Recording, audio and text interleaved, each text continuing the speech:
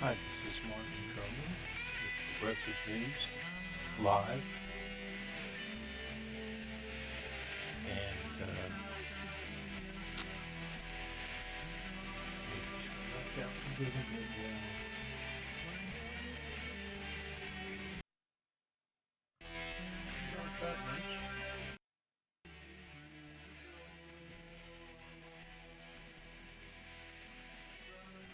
As the first presidential primary gets ever closer, the mainstream media continues to largely ignore Bernie Sanders, but they'll do articles about how people like Pete Buttigieg or Amy Klobuchar are making a comeback.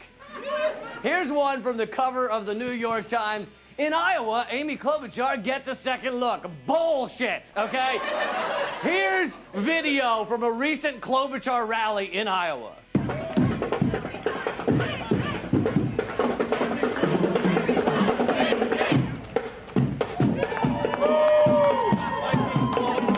Even with the hired marching band, it still looks like a poorly attended baby shower. It's like a few dozen people and several are like, why are we here again? I don't even know what a Klobuchar is. But even worse than that, the front of that march was being led by pipeline protesters criticizing Amy Klobuchar.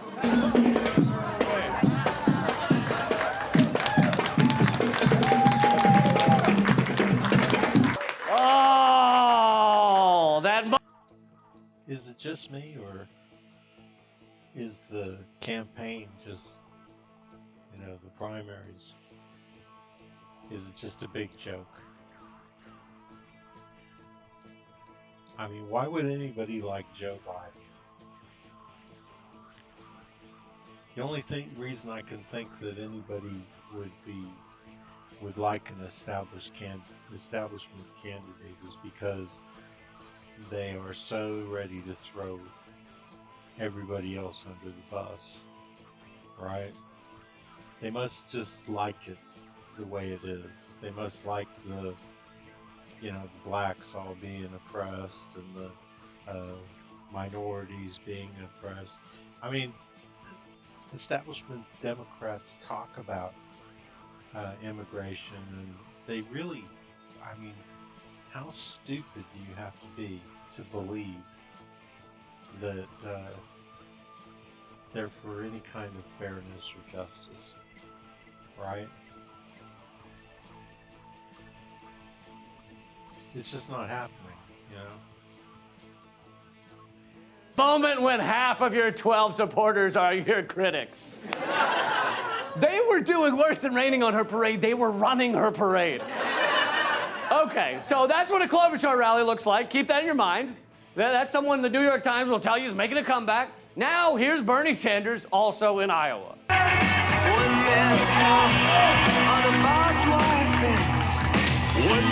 Klobuchar's rally could have fit inside the bathroom at that event. Now, I'm not saying people at a rally is all that matters, but it certainly warrants mainstream media coverage. However, unless Bernie Sanders is currently having a heart attack, the media doesn't give a shit. But no matter what happens in these completely rigged DNC primaries, those of us who care about the world care about...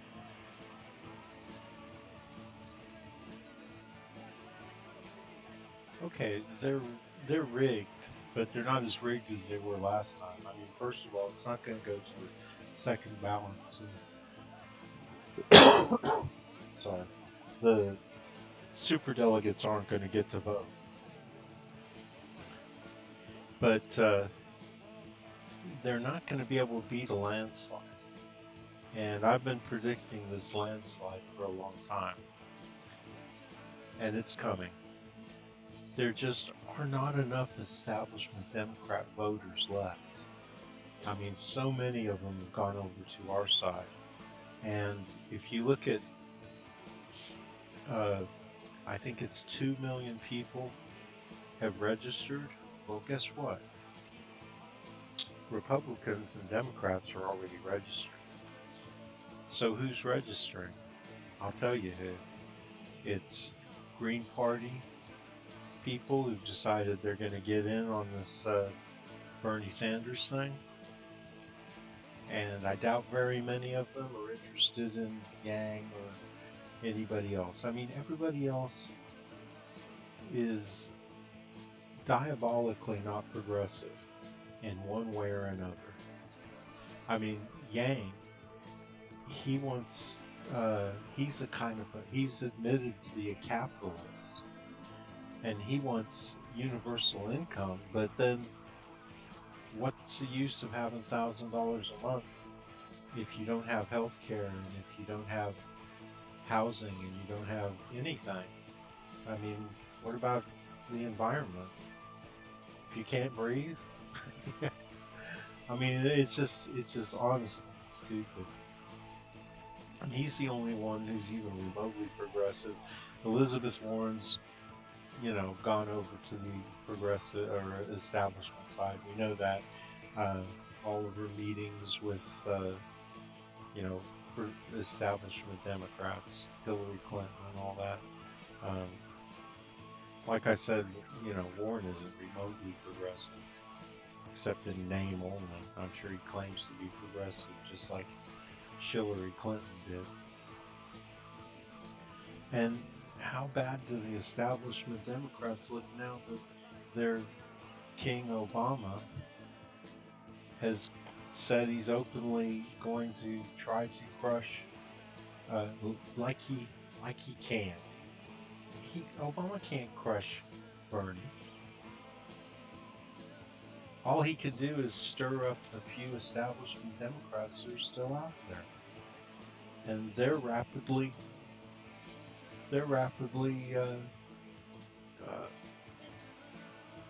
what do you call it?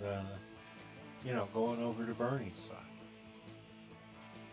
And so, you've got all these independents who've registered. I could bet you they're going to vote for Bernie. I would even bet you that a lot of Republicans have registered Democrats so they can vote for Bernie. For sure, the ones who voted for Trump last time because Trump said he was for universal health care and, I don't know what all he tried to pass off. And they're all disillusioned, so they might be registering as Democrats. That's why I just saw a thing where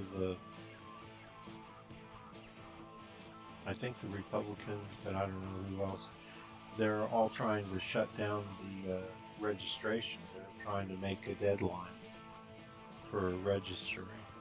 I don't know if it was just Democrats or Democrats and Republicans, but they're afraid that people, they see it happen. They see everybody rushing to register Democrat so that they can vote progressive.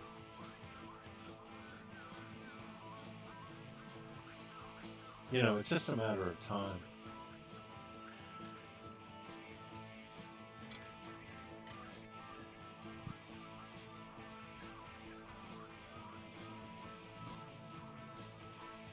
About our fellow human beings, we are winning the war of ideas. Look at the ideas that are dominating the Democratic presidential race, even though the corporate media has tried to ignore them. Number one, Medicare for all. This is the idea that if you're 5 years old and you break your arm, no matter how little you get paid at your child labor job, you shouldn't have to fix your broken arm yourself with paper mache cast made from used Kleenex and bird poop. Medicare for all was initially... And I'll tell you right now,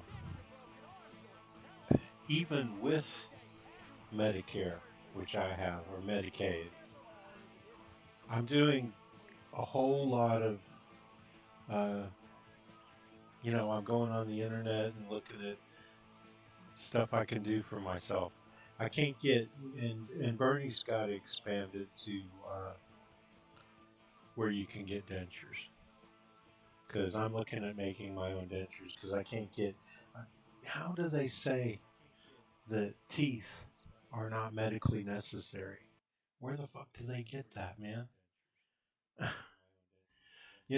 As far as I'm concerned, whatever the doctors can do to get you back closer to where you should be. I mean, we should all have teeth. You know, how this has happened, that so many people don't. And you know what? People look at other people with no teeth and they think of them as monsters or just lowlifes or something. You gonna call me a lowlife because I don't have teeth? I mean, I don't have all of them. It's pretty obvious. So you're gonna diss maybe the most amazing person in the world, because I am. I have, you know, I'm just amazing. And you're gonna diss me and not take advantage of what my friendship would mean to you just because I'm missing some teeth or whatever, you know, whatever a person is. Now, I'm not saying everybody's amazing, but if you're a progressive, you're pretty amazing right there. I mean, I have a lot of other attributes that make me what I am. And I'm not going to get into all of it now. So you can just take my word for it. I'm a pretty amazing person. But,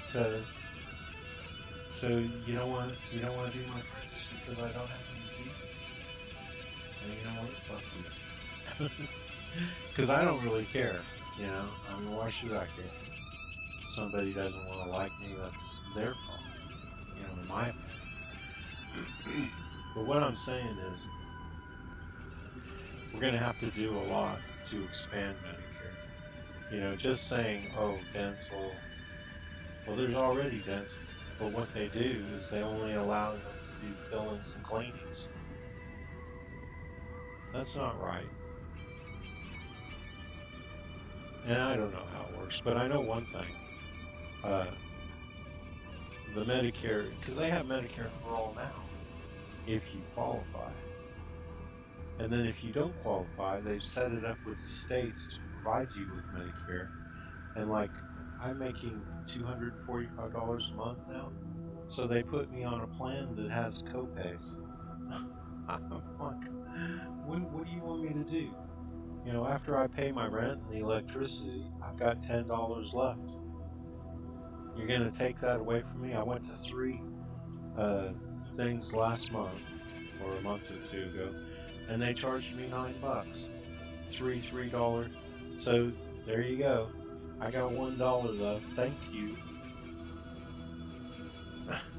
Thank you very much. It's just ridiculous. I mean, I could sit here for hours and talk about how Medicaid is not doing it. So I'm telling you, man, if we ever get Medicare for all, that's just the beginning. Because doctors don't like to treat Medicare patients. That's why we have to make it Medicare for all. And then after we make it Medicare for all, they're still not going to like to treat people on Medicare. So they're going to make it hard for all of us. I mean, I hate to say it, but we might end up building all new hospitals and training all new doctors who are willing to work in the Medicare system just to get a proper Medicare system. And really, is that stupid or what? Would the capitalist system really be that vindictive that they would sabotage Medicare for all of us, even their own people? Or would they fight it in courts and say, well, rich people have a right to have their own insurance, so that they could get out of it? You know, I can't see into the future, but I can really predict a lot of things that are going to happen, and that's for sure. That's going to be being pushed by the Green Party and left-wing activists. Now it's a mainstream discussion. Number 2, the Green New Deal, an economic package that would give everyone a job and switch to renewable energy, among other things, initially being pushed by the Green Party and left-wing activists. Now, a mainstream discussion. Number 3, That's not true. Bernie was talking about it 20, 30 years ago. And we've been talking about, ending the polluters since before I was born. Well, maybe not before I was born, but for sure in the 60s when I was growing up, I used to hear all about it. Legalizing marijuana. It's rapidly spreading across. Look at all the how happy people get. Hey, legalizing marijuana. That's like their biggest thing, right? I want to get high. Across the country, which is not just crucial to people who have gained tremendous medical benefits from marijuana, but also crucial for anybody who needs to get baked to watch the impeachment hearing. Which is the only way you can watch the impeachment hearings without thinking he's right, you've lost touch with reality. Marijuana has become so accepted that Joe Biden became a laughingstock this week when he called weed a gateway drug. Yeah, Grandpa, the evil weed is a gateway drug, and rock music is the devil's work, and dancing with a girl before marriage can cause your dick to fall off. Someone give Gramps his pills. He's trying to free the little people living inside the television again. Not to mention, who is Joe Biden to tell us not to get a little loopy sometimes? How many prescription meds does it take that motherfucker just to put his pants on each morning? Number 4, $15 minimum wage. By the way, I don't have to tell you why this matters. What is the... As time goes on, that $15 minimum wage is getting smaller and smaller. I mean, I have to say, I think it's probably 20 now. I mean, Trump's made everything so expensive. I used to survive by buying cheap Chinese shit. Now, you can say what you want about the Chinese, but for poor people, it was like the difference between being rich and poor. Because I could get on there and I could start shopping and I could find, I just bought like the headphones that I'm using with the mic right here. They cost me $30, and that's cheap. But I just got on the internet the other day and bought a pair for $5. See, even though Trump's forcing prices up, the Chinese just keep fighting to keep prices low. And you know what? I feel like they're fighting for me. I feel like Trump's the bad guy. With his tariffs, he's forcing the prices up, making everybody pay taxes on incoming Chinese goods, and he's forcing the prices up, and the Chinese just keep lowering their prices. Now, I feel sorry for Americans because they can't compete. American companies can't compete. But isn't that just another failure of capitalism? Why can't they compete with the Chinese? Why is our system so fucking out of whack that Chinese people can live and have a good life? As a matter of fact, at the end of the year, they're supposed to have ended poverty in China. Imagine that. So how is it that they can live and have a good life and supposedly work for so little? Obviously everything's cheap in China. So why don't we match up our systems? What is it about American capitalism that we can't change the dollar or whatever so that we can make whatever it is we want to make and sell in foreign countries cheap enough to compete with the Chinese? Why can't our government, instead of tariffing everybody to death who's Why can't they subsidize production? And why are our wages so low anyway? I mean, over half of the workers in the United States make under $32,000 a year.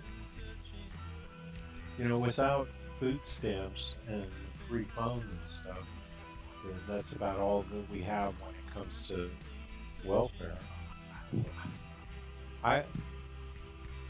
I've made $32,000 a year, and that was way back when things were cheaper. Right now, by the time they get done taking all the money out of my paycheck, if I made $32,000 a year, I mean, I had to find apartments for $200 a month, you know, and live in really squalid conditions in order to, you know, if I wanted to buy anything. I'm a musician. I managed to buy some things then, but guess what? When I ended up losing my job and going out and working for myself and only making $5,000 or $6,000 a year, then all of a sudden, you know, I had to sell my stuff. So I ended up selling off all my stuff. So now I don't have it anymore. And I just get by on cheap copies, you know, cheap guitars. It's not good. I don't know how to explain it really, but my whole life on my own, and I worked hard for 22 years here in Kentucky and West Virginia, Southern Ohio. I worked hard, and it was never good, never good. And I've got a bachelor's degree in business from one of the top 10 colleges in the United States. And the first thing that happened when I got out was I couldn't get a job. I finally found a job parking cars in a car park, and that paid $14,000 a year. I couldn't even pay for my apartment. I had to find some girl that I could move in. That was my only way of surviving. So it's just, I don't know. I mean, I feel like I was targeted because I've always said I'm a communist, you know, and I believe in sharing and all that.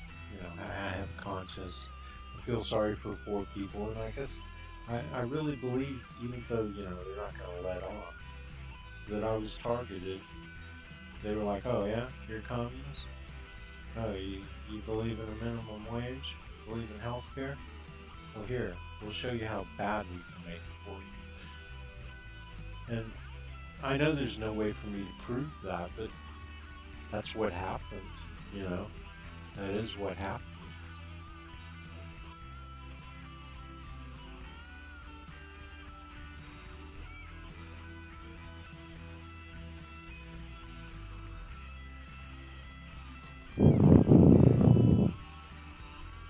Federal minimum wage right now, $7.25. Do you know what that can buy? It can buy a ding dong out of the fucking vending machine if someone will spot just $2. At $7.25, you can't possibly get by. I did the math, and you have to work for 3,700 years just to afford a ticket to the Motley Crue reunion tour. And they're not even good. Imagine if you went to hear someone good. Number 5, distrust of mainstream corporate media.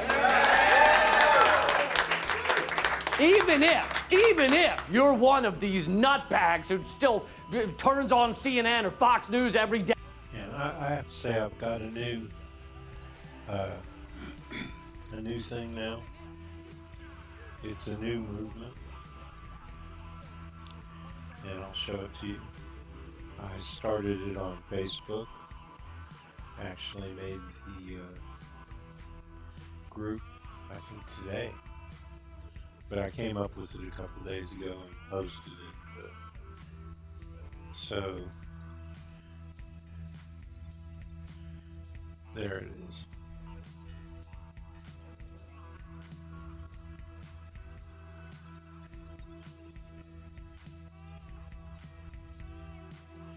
So there's my new group. I hope you all come and join it. So what it's about is, I'll just read it to you. So this is a new movement to hold our politicians' feet to the fire. We're demanding that they not spend one penny on the mainstream media political ads, and instead spend it on their volunteers, boots on the ground, $15 an hour, eat the rich. So basically, I want this to become the next big movement. Okay, there's only one other really big movement, and that was to not take, not get bought, not be bought off. Small donations, all that. I want this one to be the next one with the candidates. And Bernie, if you can hear me out there, I want you to do this. I want you to say, that's it. I'm not going to spend one more dime on the mainstream media. Not one more ad, not in the newspapers, not in the, I mean, if you can find some yellow journalism, or if you can find, like, there's plenty of places that work for us, Rising, I think they're called, and, Lee Camp. And if you want to advertise on their shows and stuff, people who actually do you good, I can see that. But what I want you to really do is spend your money on your volunteers. Okay? A lot of them are unemployed or underemployed. Why should they have to do it for free?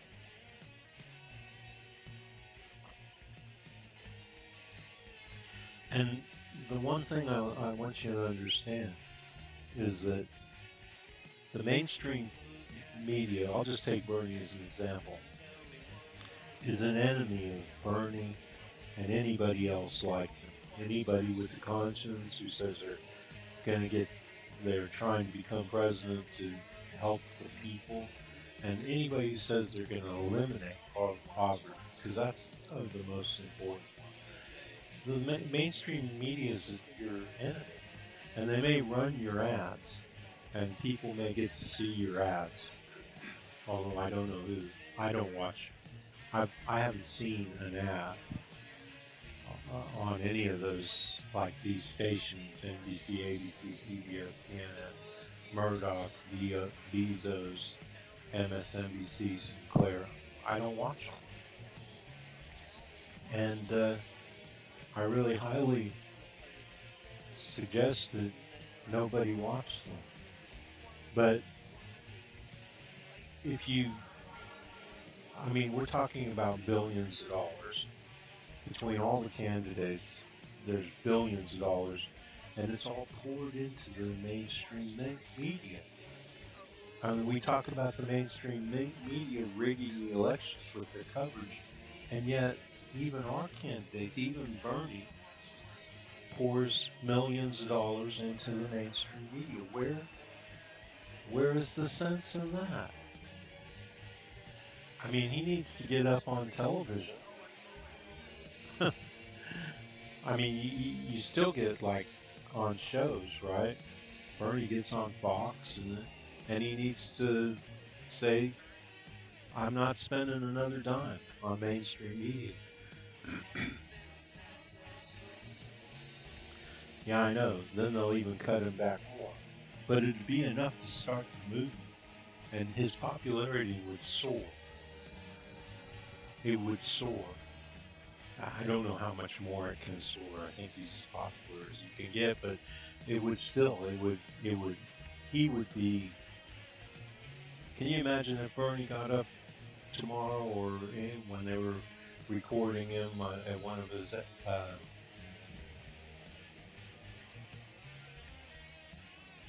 his rallies, and said, I'm making a pledge I'm not going to spend one more dollar on the mainstream media, the lamestream media.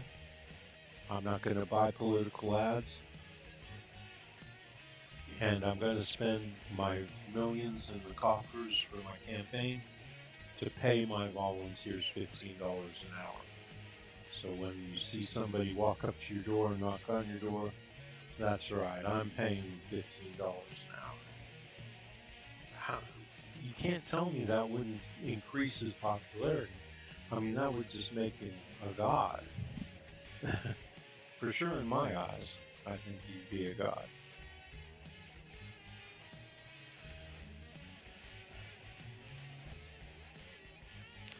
So I said in the announcements, I said, I love Bernie, he's my guy, and I love all his supporters, but sometimes people can be slow on the uptake. Because I'm sitting there thinking, why hasn't anybody thought of this before? Now, I've thought of this a long time ago. Maybe,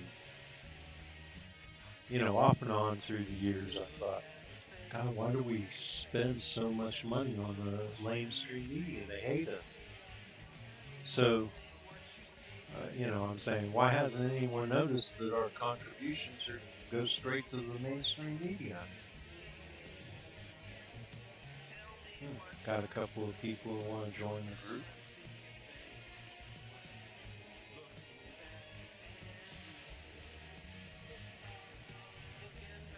Let's see who's smart. Robin Smith is smart. Definitely smart. I wonder if she's one of my friends. Nope. Crystal Irwin is a friend. And she's approved because she's a smart girl. So,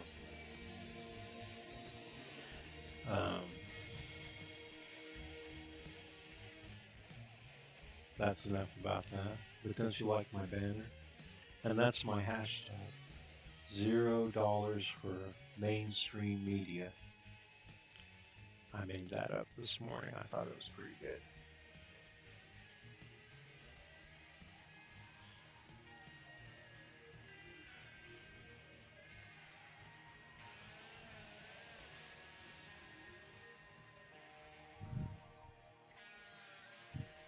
By the way, I posted this when I started this tonight. Posted to about 1,000 people. And what do I see? Oh, there's 2 people. That means there's one more, because I'm watching. I don't know. I don't get it. Why doesn't anybody want to watch my show? I think it's pretty good. Well, anyway. I'll survive. I will survive.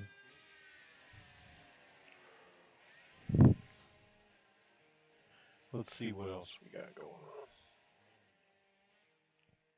Day all day, and you even if you're one of them, you still understand that you're not getting the full truth. You may think you're getting a piece of it, but not all of it.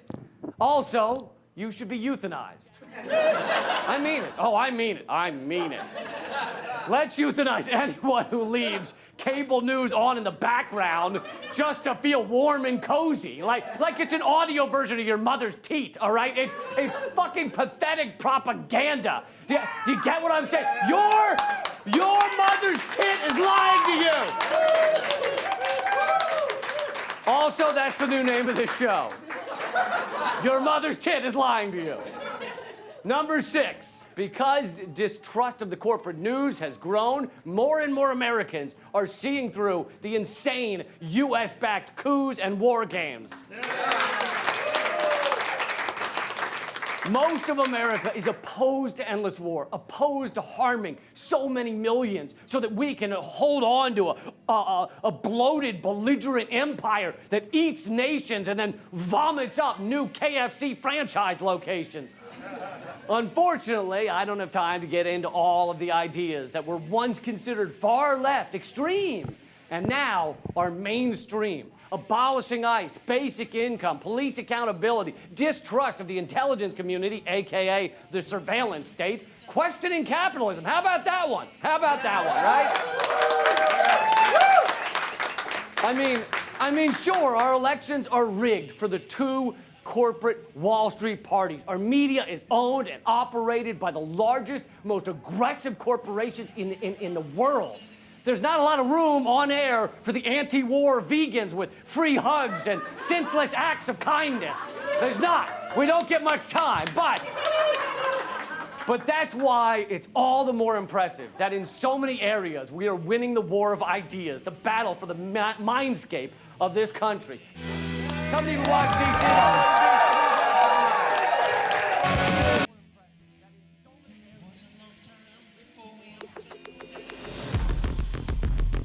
You can follow or get out of the way.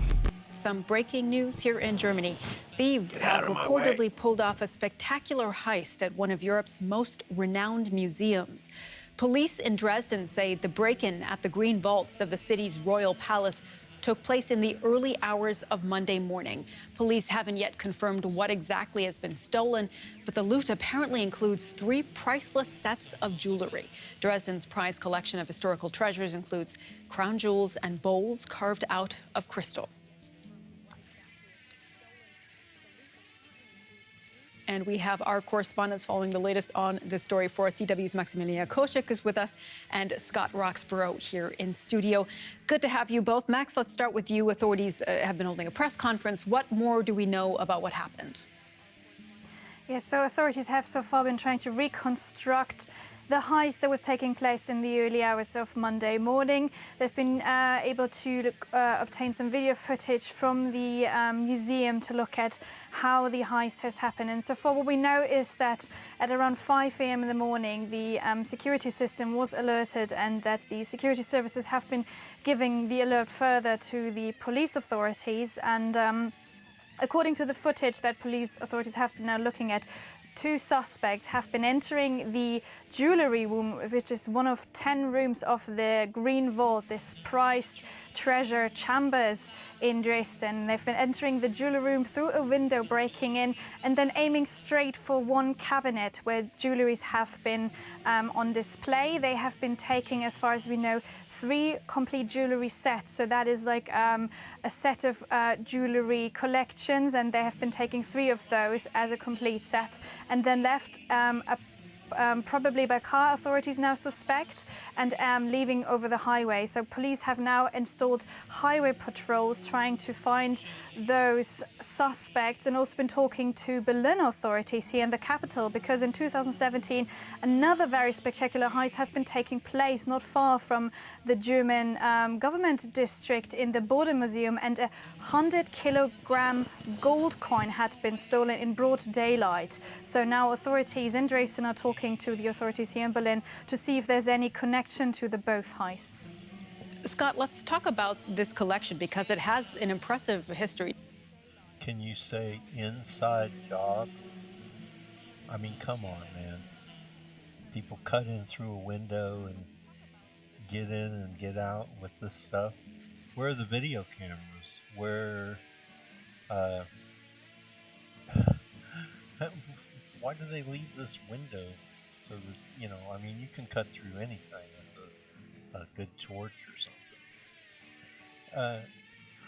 You know, I'd love to be able to say that regular people pulled this off and they managed to steal this. It's all insured. The royal families put it in the museum because they don't want to have to protect it, and they know that it'll be heavily protected in the museum. This is nonsense.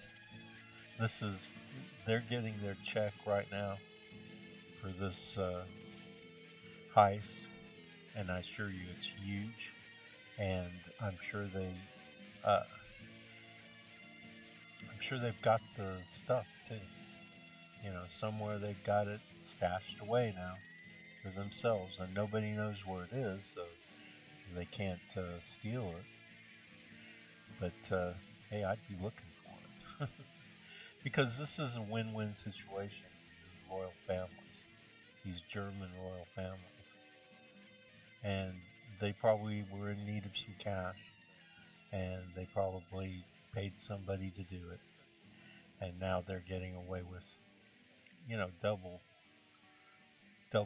They got the money, they got the jewels, they paid somebody else to heist them, and they probably had somebody on the inside with them to make sure they got all the jewels back, because I'm sure whoever did it would run off. Or maybe it's their people, who did it. It's a joke. I really think it's a joke. And do they bring up that possibility in the German news, DW? Tell us more about this collection. Yeah, I mean, this is sort of comparable to something like the Crown Jewels in London. I mean, this was a collection that was created by August the Strong, August II, who set it up in the early 18th century, 1723 to 1730, and he was sort of in competition with Louis XIV in France to try and create the most extravagant, impressive, opulent collection of jewelry and price. Right, yeah, I mean, this is. And now they're the oligarchy, and they're able to play the system and make double the money.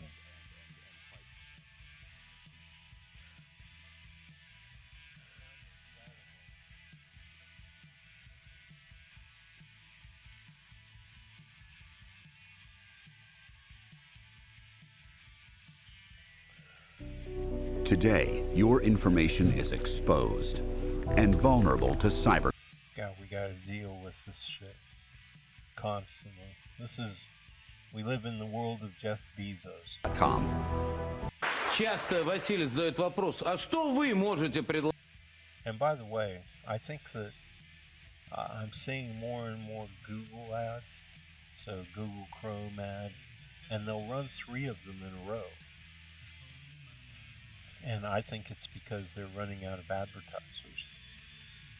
Because, I mean, Bezos has got the worst reputation, and I think people are just tired of his bullshit. They're not running ads. So this is a Russian television station. It's in Russian, but fortunately I get the, I'm able to read what he's saying. He says, asks the question, how do you propose to Ukraine? And I gotta tell you, I've just seen a video on Ukraine that they did, and I'm pretty sure I put it in today's playlist.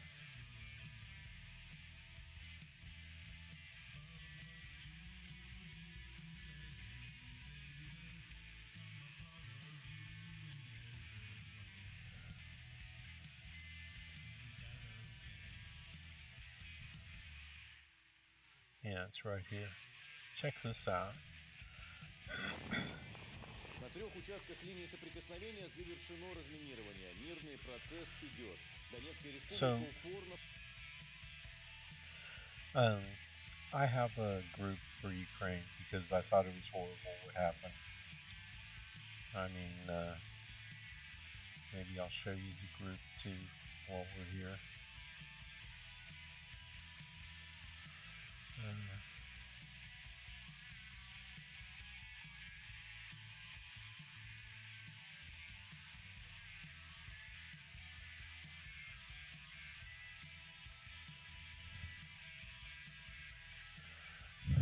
So I'll just show you, like, in the banner.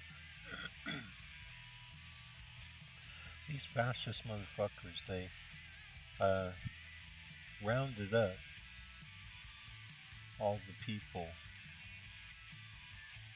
from, who, just the typical peasant people who supported the legitimate government. They had proper elections, and they elected, a pro-Russian type government.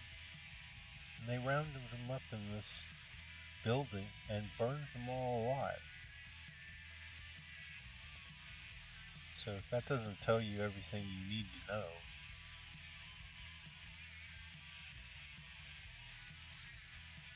and there's a lot of people who have other things they're interested in.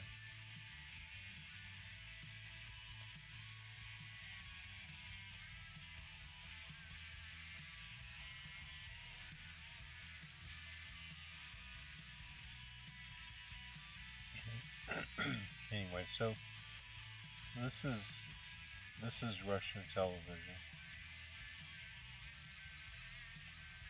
I mean, this is an actual TV station. I assume it's from Russia.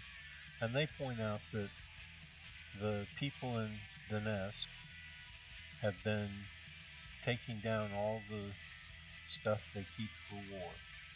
Like they had trenches and everything.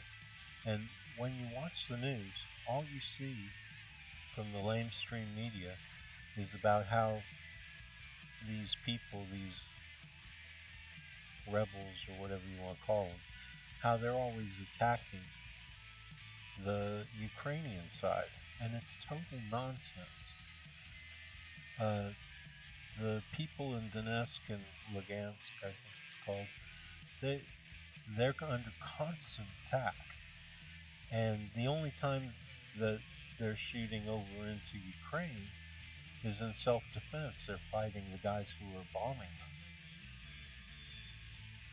So see, they're keeping to a schedule where they were everybody, and I assure you, Ukraine is not keeping to the schedule. As a matter of fact, all they're doing is arming themselves even more. But you know that the United States gave them their money, which includes anti-tank rockets and everything else. So they're obviously still on the warpath, even though they've got this new president who's much better. You know, I mean, the people of Ukraine, they really didn't have much of a choice. But they did get the choice of an anti-war kind of president, and they elected him. Продолжает выполнять план-график. Уничтожены и огневые точки, траншеи на прежних передовых позициях. So they're removing the trenches, they're removing mines. Президент Зеленский приехал к станице. And there he is, Zelensky came to Lugansk as if to a foreign country.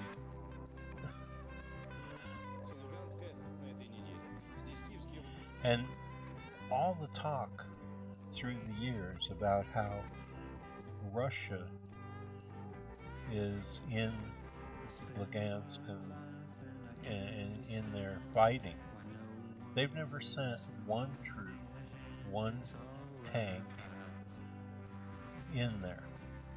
The people who are in there are just kick-ass fighters, because they could have taken back the whole country. They got attacked, of course, and they went on an offensive, and they could have just run over the whole country, because they're just so much better fighters, and they have something to fight, you know?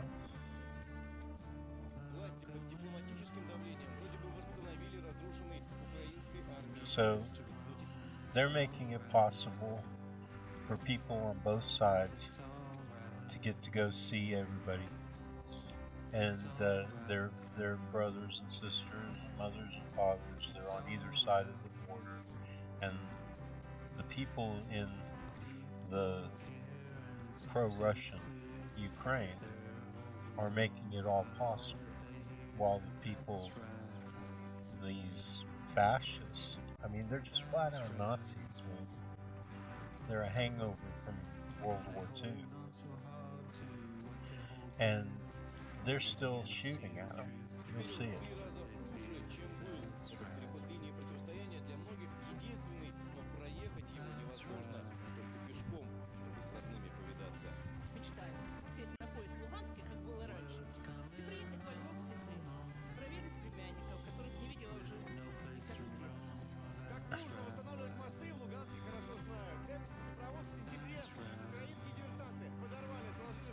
See, the Ukrainians, they put explosives all over the bridge. They planted bombs at the bridge supports.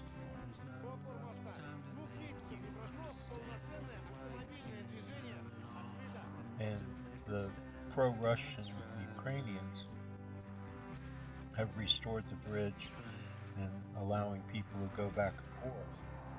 And what's happened is people in Ukraine, they're all flooding over to the Russian side. They want citizenship on the Russian side. Это была взорвана здесь нижняя часть, где-то на таком уровне была оголена арматура. Сигналы, которые Украина посылает Донбассу, не вселяют в людей оптимизма. Так что очереди выстраиваются в миграционном. See? So they line up in the migration service for Russian passports. They want to get the fuck out of Ukraine. Nobody wants to be in Ukraine. And everybody in Donetsk and these Russian side, they are screwed because they're under siege. And they'll show you how people are living, but they wouldn't ever go to the other side. In the meantime, everybody's flooding over. About 50,000 people in this republic have already received Russian citizenship. I mean, I think it's obvious who's winning the hearts and minds. You know, the people of Donetsk and Lugansk. Уже получили российское гражданство. Я хочу поехать учиться в Россию. She wants to get her education in Russia. Мне нужен российский паспорт. I need a Russian passport for this. The line is huge. There are 80 people in line. It's quite a rush. The service can't handle all the people.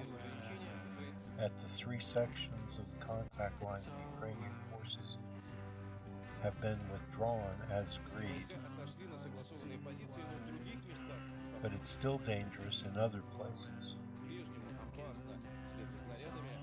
After bombshells and frost came to the village of Sputnik has been the front line. Most of the apartments and the houses are empty. So, you know, the Ukrainians are still, even though there's an agreement now, the president doesn't have control over all these fascist militias, and they're continuing to terrorize the Russian side. And in our media, it's all about how, I mean, I catch things and I know. The mainstream media makes it look like the Russians in Lugansk and Donetsk are doing exactly what the Ukrainians are doing to the people in the Russian side.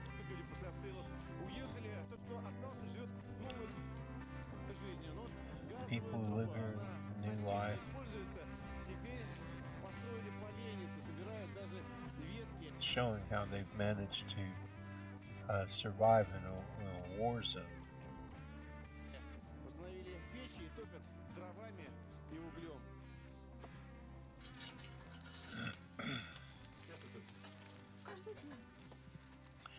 Every day we stoke it up all the time. It's cold, huh? To keep warm.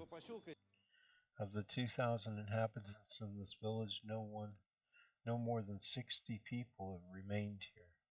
So they've scared all these people out of these towns on the border. And there's only one reason for people to leave their homes like that, and that's because they're getting shot at. They can't get gas. The Red Cross supplies them with coal.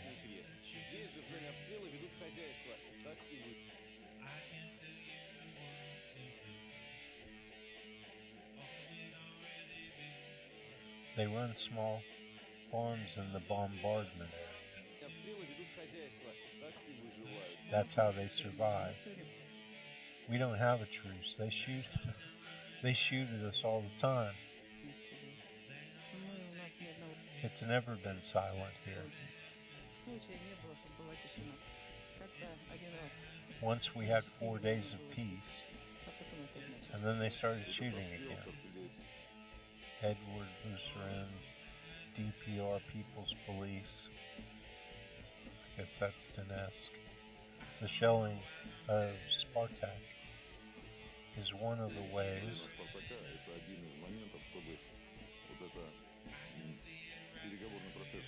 to disrupt the normal formats, Normandy format talks, which are taking place on December 9th.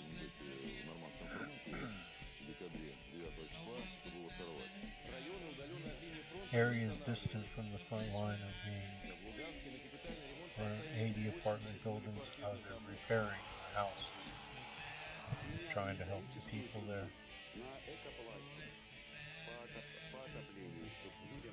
So, I mean, you won't get this anywhere else, only on Progressive News. I watch for new sources where you can find out what's really going on.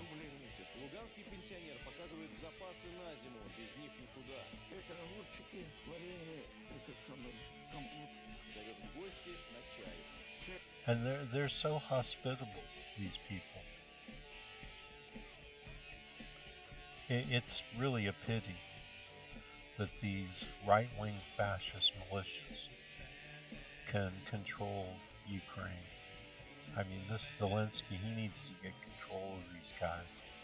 They're fucking up everything for everybody because, you know, if these people finally get fed up, they'll do an offensive again and they'll walk right over Ukraine. And maybe that would be better.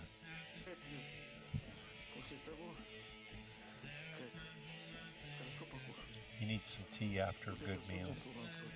This is a feature in the Gaunt's. We don't drink tea on an empty stomach. We sat and had a good talk about what people think about the boss, Ukraine. They bombed us, so they don't need us. We're the enemies to them. They say we need the East, but they don't need it.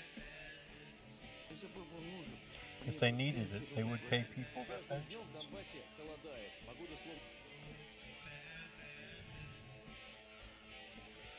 So, just to let you know, you're not getting,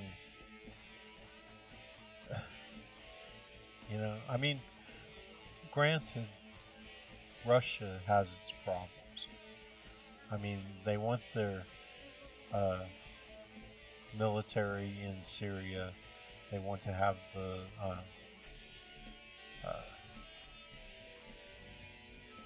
deep water port in Tartarus, I think it is, in Syria on the Mediterranean. And they've made this devil's deal with the worst person on earth, the beast, the shark. So on that, so they have their problems, they're still in Chechnya and, they're still all through the Kazakhstan and all the stands. I look at I saw a thing that showed who all the mayors were in wherever, Kazakhstan and this stand and that stand, and their names all end in like LOV or ski or whatever, and so they still have their empire, and they're the biggest country in the world by far because they own, just like the United States went from east to west, they went from west to east, so they own everything right over to China and Japan. They've got a wonderful country. It's like the United States back 30 or 40, 60, 70 years ago. They've got all this open land. I mean, my God, if you wanted to move somewhere and have, I would, but I don't know Russian, and I'm not willing to, at my age, to go over there and set up, new, probably no internet, I mean, out in the middle of nowhere. Matter of fact, I saw a video recently on people who were moving out into the woods because Russia offers to give practically free. But then they put all these restrictions on them, what they can do and everything, and it ends up, not only are they out in the middle of nowhere and they have a very hard time, but on top of that, they have a hard time dealing with the Russian government. So don't get me wrong, I'm not pro-Russian, but what's going on in Ukraine is just awful. And Russia's supporting the right side there. So, and I'm sure they do support them. The people in Donetsk and Lugansk, however you pronounce them, they were all part of Russia. And a lot of them were in the Russian military. So, you know, in that respect, but there's no Russian troops in Ukraine, not in the rebel-held areas. That I know is bullshit.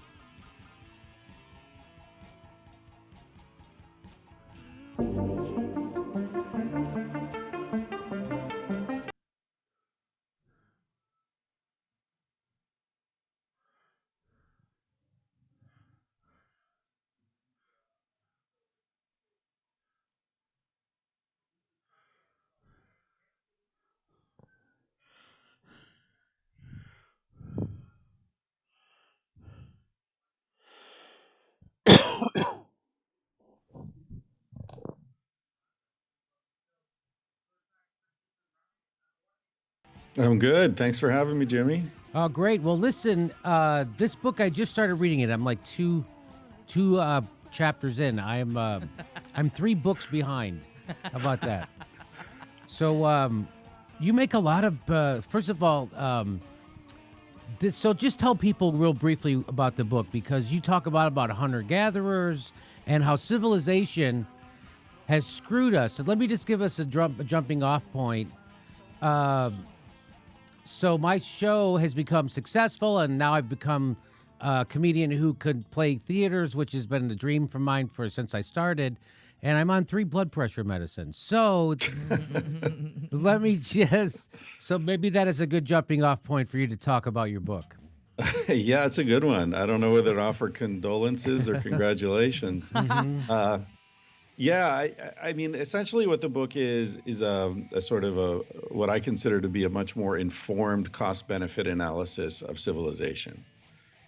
You know, we're constantly inundated with propaganda telling us that civilization is the greatest thing that's ever happened, the greatest accomplishment of the human species, etc.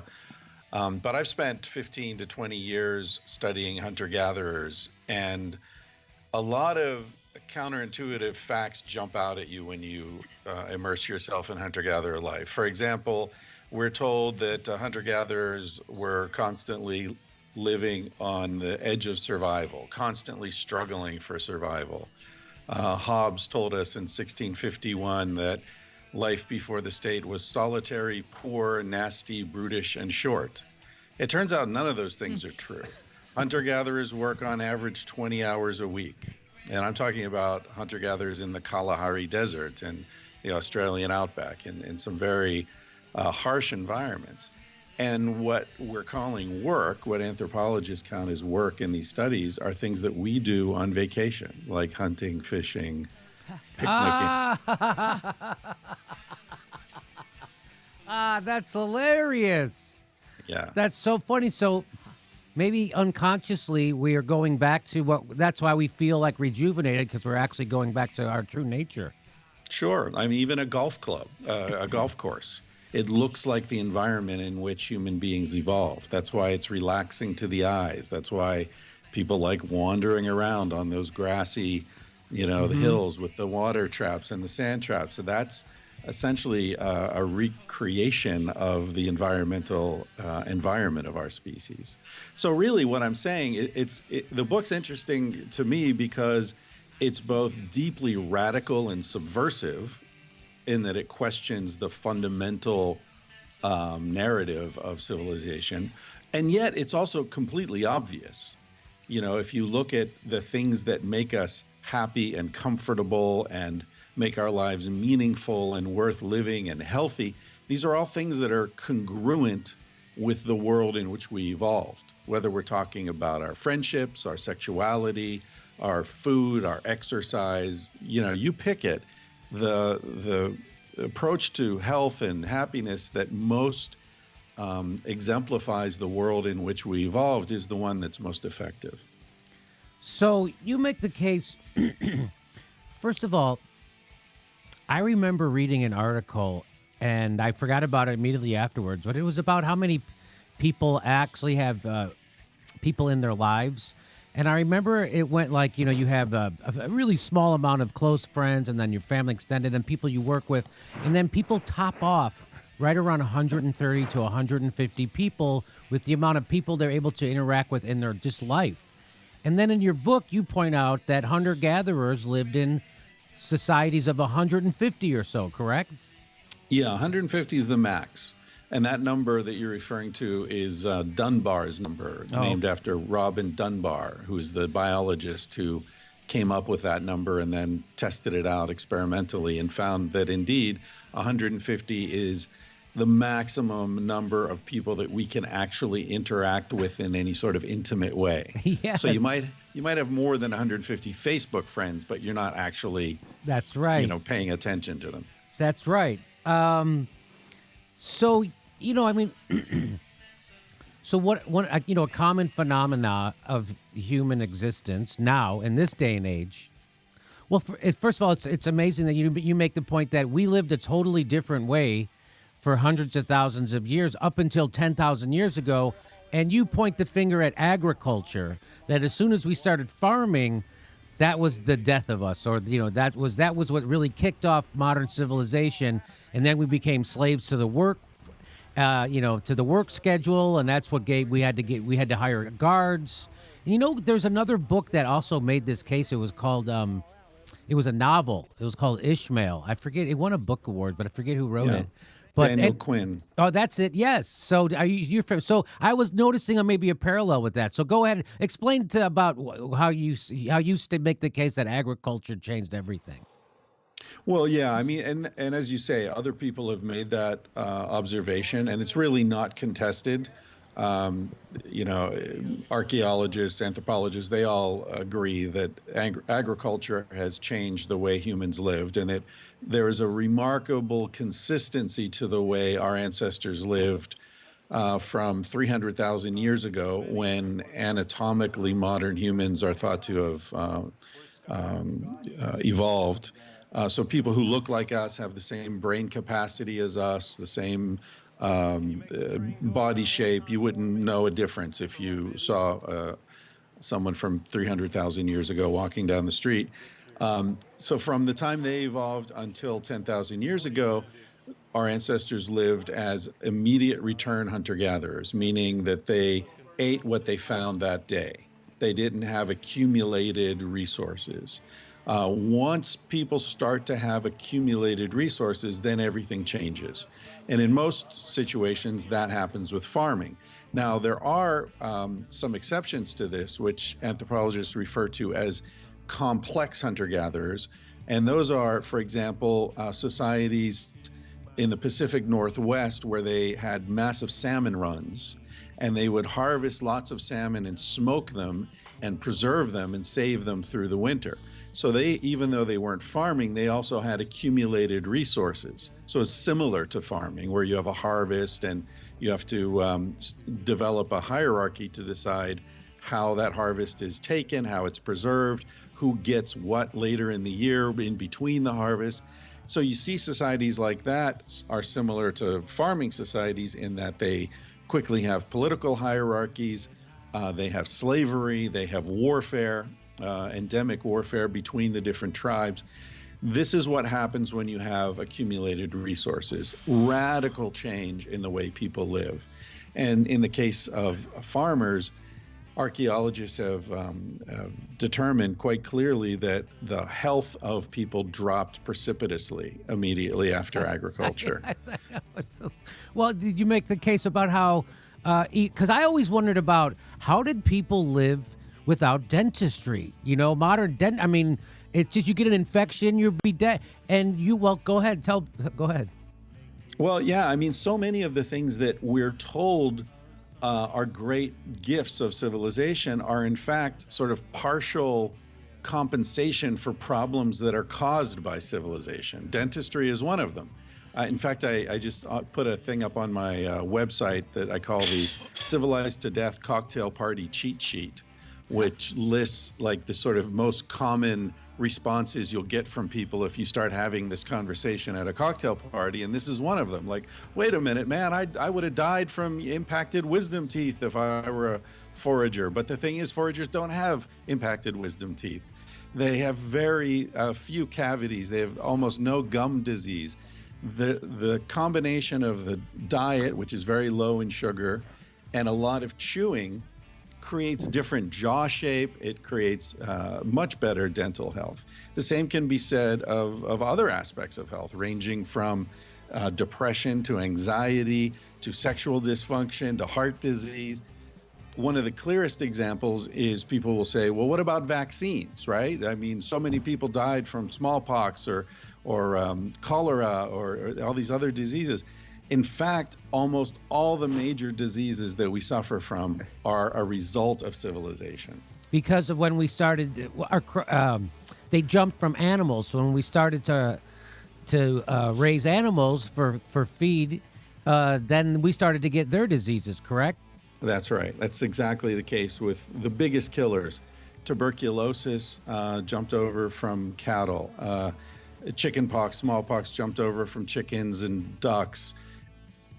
And I would suggest that, in a way, we had agriculture because it's called hunter-gatherers. So we were already using the forests and the land to gather agriculture. We just did it in a different way. And from that, we started encouraging plants that would sustain us. So I'm sure that a gatherer he'd know where to find the berries. So really, when you get down to it, the agriculture thing was about like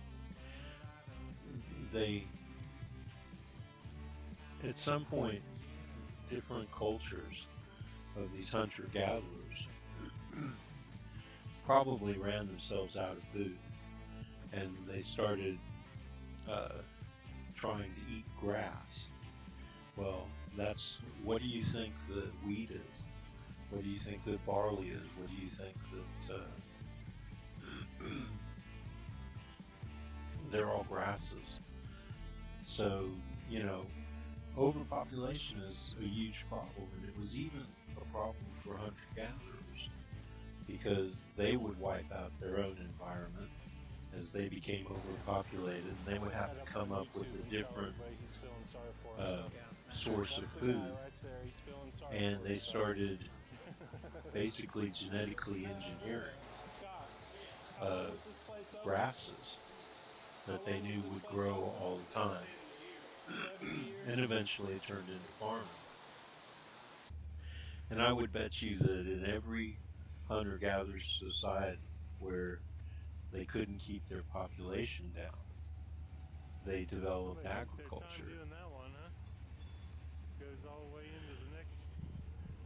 Influenza jumped over from pigs. So these are all pathogens that our ancestors didn't really have to deal with until they started living with domesticated animals, which of course happened with agriculture.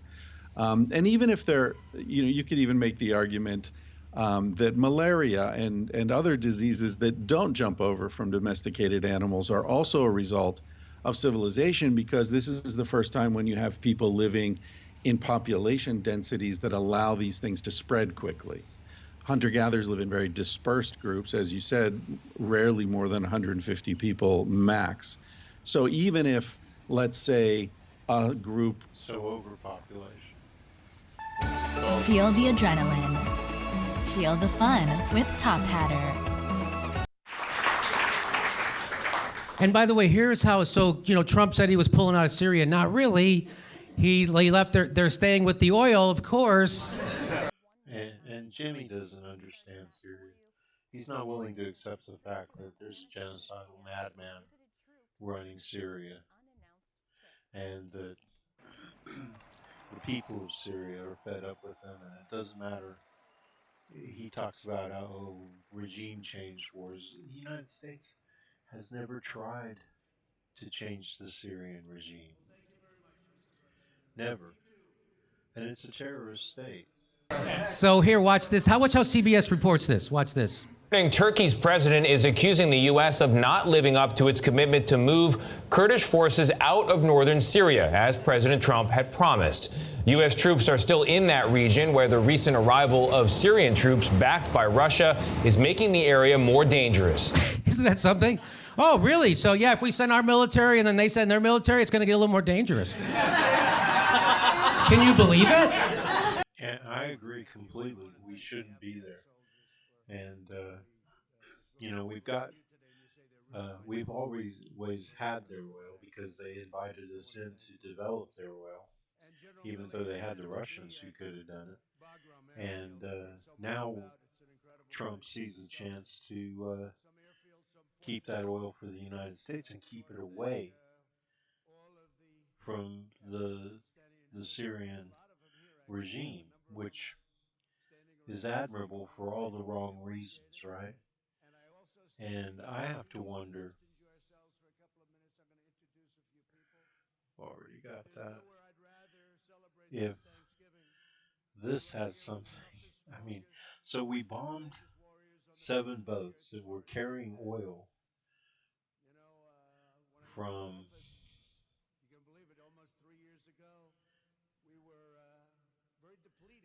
So they were carrying oil across the river. And we bombed them. Now, what I want to know, and why hasn't anybody reported on this?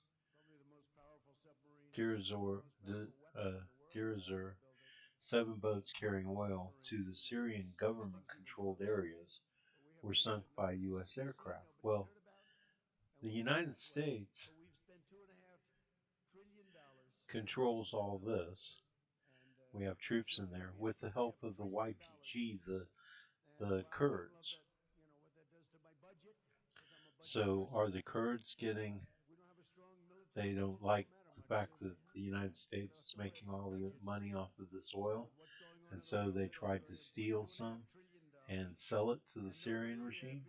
Because, I mean, let's face it, right now, the Kurds have blatantly said that they're upset with the United States and invited the Syrian government in. Up here, Syrian government has moved all into their area, and the Russians have moved all into their area, and they're fighting the Turks like crazy. This is all fighting through here. And the Sunni Syrians are fighting, doing everything they can to help the Turks, because the Turks are going to put them back in their homes. And our mistake was to help the Kurds create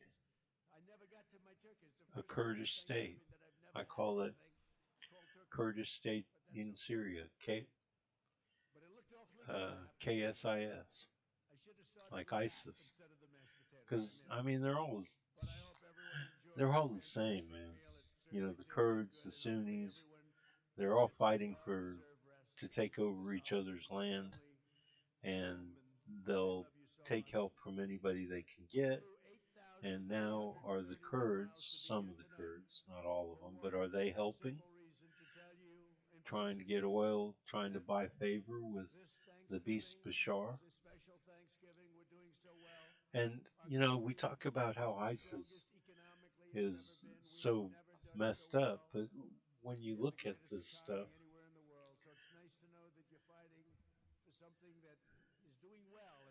I don't know if they have it in here, but there it is, ISIS. So if you look at an ISIS map,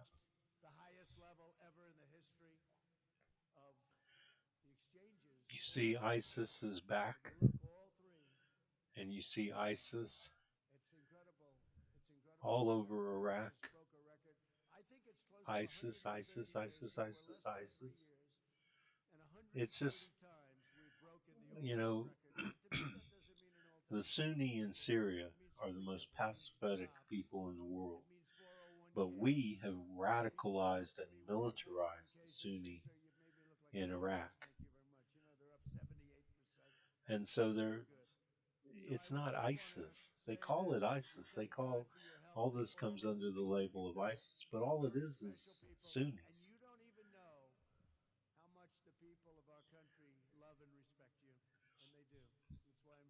And they're fighting back.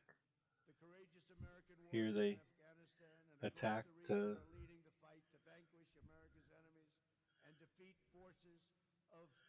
right here in Homs, out in the middle of the Beast Bashar's new acquired territories.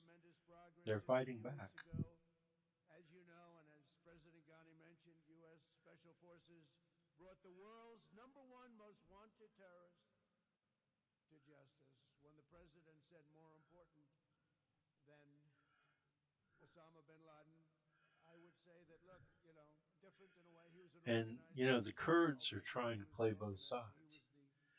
So they're still working with the United States, and that's why the United States rushed back in.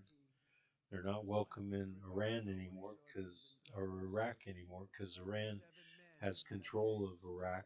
They are more in control of the Iraqi government than we are, even though we won that war supposedly.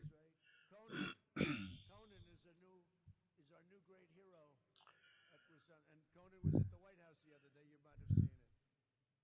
And it was something. But the animal... And so, you know, in here, the Kurdish forces work with the United States to attack the Sunni, but at the same time, they're friends with the Beast Bashar because they can get help in keeping the Sunni down in here. And these are all Sunni prison camps. And they're all over the place, and a lot of them aren't even represented on the map. So, you know, But Baghdadi was a savage and soulless monster who raped, tortured, and slaughtered the innocent. And you know, I love Jimmy Dore, but he just doesn't get it. He doesn't, you know, he's not there. He doesn't understand what's going on, and he doesn't understand the dynamics like I'm explaining them to you. Charlie D'Agata has been covering this story extensively from the region. He's following a U.S. military unit near oil fields in northeast Syria. First of all, I love, they make it sound like a nice documentary. Right? It's like a fun documentary. Hey, we're on the ground with the U.S. military here on this week's edition of Build an Empire. Here's Oily the Oil Possum to tell you about the benefits of protecting limited resources. Here we go. For most of this morning, we've been following around this U.S. military convoy as they've been visiting oil facilities and... They've been visiting oil facilities. And that's the mainstream media. They are going to pass off this as us not abandoning the Kurds. And Jimmy Dore doesn't get this. He doesn't understand how they work. You don't like when the cops do a drug raid, how they're visiting your apartment. Jimmy, a little known fact about this reporter, he came in 8th place for the George Clooney look-alike. That's true. It's true. I like, and after he does, I like how he's dressed. After this report, he's got to go sing a song at a Vegas lounge. Wear something lavender. Yeah. Honey, I'm going to Syria, report on the oil shit. Where's my lavender button down? Oil fields in this region in northern Syria. They were ordered to protect these oil fields by President Trump so they don't fall into the hands of ISIS. Oh, yeah. Oh, no. They're going to protect. Yeah, you know, you don't want the oil fields, you know. I mean, if we're not there protecting them and overseeing, the oil fields are going to fall in, you know, with the wrong crowd. What? And they're going to start staying out late and doing drugs. You got to keep your eye on the oil fields, right? That's all I'm saying. Their mission has... But in fact, apparently they have fallen into the wrong hands. Because, I don't know, man, maybe the ISIS, you know, the Sunnis got a hold. But why would they work with their sworn enemy, Beast Bashar? It seems to me much more likely that the Kurds stole some oil and put it on these boats and was trying to move it across. And that must be an interesting dynamic as well. The United States bombing Kurds as they try to steal oil and send it over. Now the other option is even worse, and that is, well, is the Beast Bashar working with ISIS? Like the more radical versions of Sunnis, mostly from Iraq, at least Iraqi influenced. Is he working with them to buy oil that they're trying to sneak across the river? And man, the United States must really have their eyes, just their eyeballs on, you know, for them to catch him trying to carry something across the river. And in the meantime, the Kurds and the Sunni are fighting. What bothers me is that we don't get any information on this. We don't get to find out what's going on. You know, are the Kurds turning on us? Are they trying to steal oil and give it to Bashar, the Beast Bashar? It's some crazy shit, man. And it's just going on all the time. And allowed the public to decide which bird should get the pardon. But before the big unveil, the president used the occasion to pluck his political opponents. Got all kinds of fighting up here. Bread and butter have been specially raised by the Jacksons to remain calm under any condition. And here you've got, so the Sunnis are rioting. Unlike previous witnesses, you and I have actually met. And people are driving around in the middle of it, huh? Just on my way to work, drive by the burning tires. So the Sunnis are rioting because they want, what does it say? Because the SDF, I guess with the help of the United States, are raiding their homes and killing people and trying to find a needle in a haystack. Some militant who shot somebody. Excuse me. Okay, that's butter. What happened to bread, Laura? Did they feed him? I think They assassinated a member of the SDF. And the fact is that what we did, Wait a second. What, did the other turkey really not get pardoned? this is all Kurdish area that we've helped them take over. And it's still a majority Sunni neighborhood, right? I mean, these are Sunni are about 80% of the population of Syria. I mean, now they're scattered all over the place. They're refugees. They're displaced within their own country. If they live in here, they're totally oppressed by the Beast Bashar because he's scared to death of them. And rightfully so. I would bet that he's killed nearly 1 million of them. solidarity dinner in Manchester. At least they had fair warning. Okay, let's get through these real quick. Our revolution We've already seen that one. And when ABBA started playing, the revolution began. Bernie did the cha-cha with a So here they're attacking and a tweeted out he was having the time of his life, Laura. Syrian Defense Forces, which is the Kurds, And the Obama machine is now against near an him. oil He might field. have better prospects over at Dancing with the So Stars. that says something about what's going on. Opposition that poor old And they Sean Spicer assassinated got? this I poor don't guy. think so. I have to say, I think Bernie So I'm was just a saying, really man, good dancer. I'm a bit of a dance snob myself. I can see him right the now. Kurds are in way over their head. I think he's a good dancer. Salute him. This is what amazes me here on YouTube is you're in a, you know, I was watching. We're going to keep it that way. All right, guys, and while we were in the middle. Oh, I was.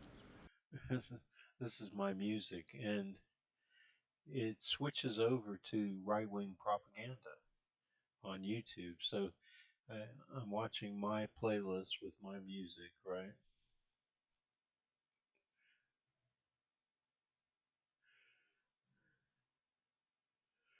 And it immediately goes over to propaganda.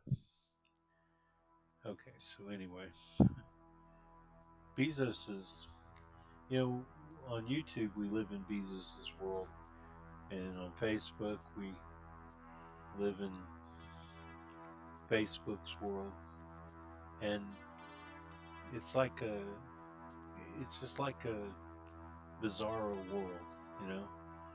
They continually throw all of their shit at you.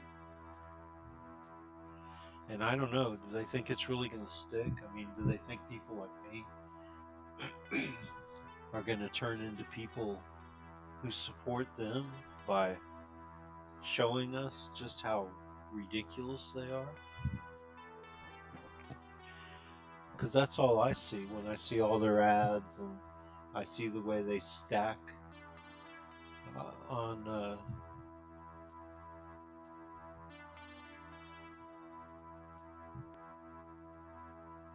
I mean, generally speaking, they're programmed, right? So you're seeing stuff that you looked at before, but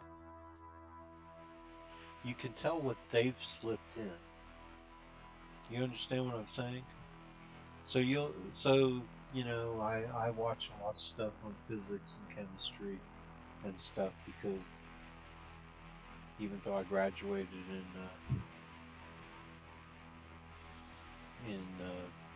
finance, you know, business, I'm interested in being smart, and I think it's smart to be interested in physics and astrophysics and ancient civilizations, history, and all that kind of stuff.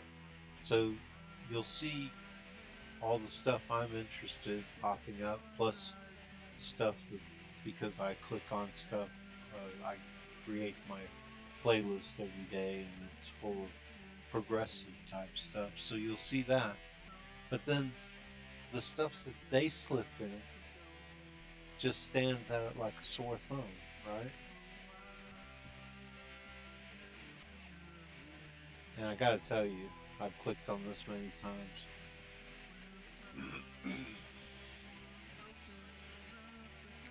Well, not that one. But it's worth watching every time. It's the one, it's called, well, let's watch this one real quick. But say what you want about America, land of the free, home of the brave. We got some dumbass motherfuckers floating around this country. Dumbass motherfuckers, you know? Yeah. Now, obviously, that doesn't include this audience. I understand that. You seem intelligent and perceptive, but the rest of them, holy jumping fucking shitballs. Dumber than a second coat of paint. And this ain't just ranting and raving. And you see, like right here, this is where you can see how Bezos is trying to control our mind, because he's arranged for every possible George Carlin, and George Carlin, I love him, but he's a cynic, okay? That's the whole point. And right here in this show is probably the greatest thing he ever said. But what pops up? Everything about being cynical about Americans. Yeah, a lot of Americans are stupid, you know, that other 50% who just think that America's great, and even though it doesn't do shit for them. But then there's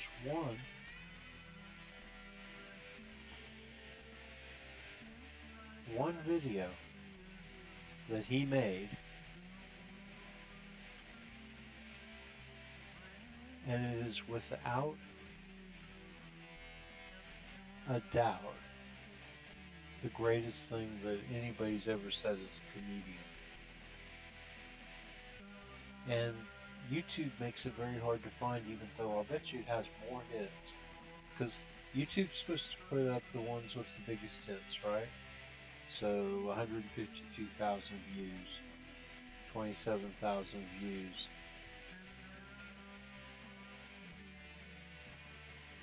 Okay, but where is the one that is probably the most popular? It doesn't show up. This might be it, but this isn't here. Let's get it in, okay? So, George Carlin. And they've even taken it out of my choices here. So, George Carlin.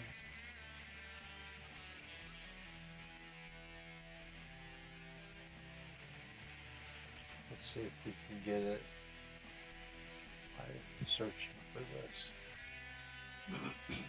There you go. 2.4 million views. But it doesn't come out unless you absolutely target it. And let me give you another example. Okay, let's say you do a search for you're trying to find the WikiLeaks video called Collateral.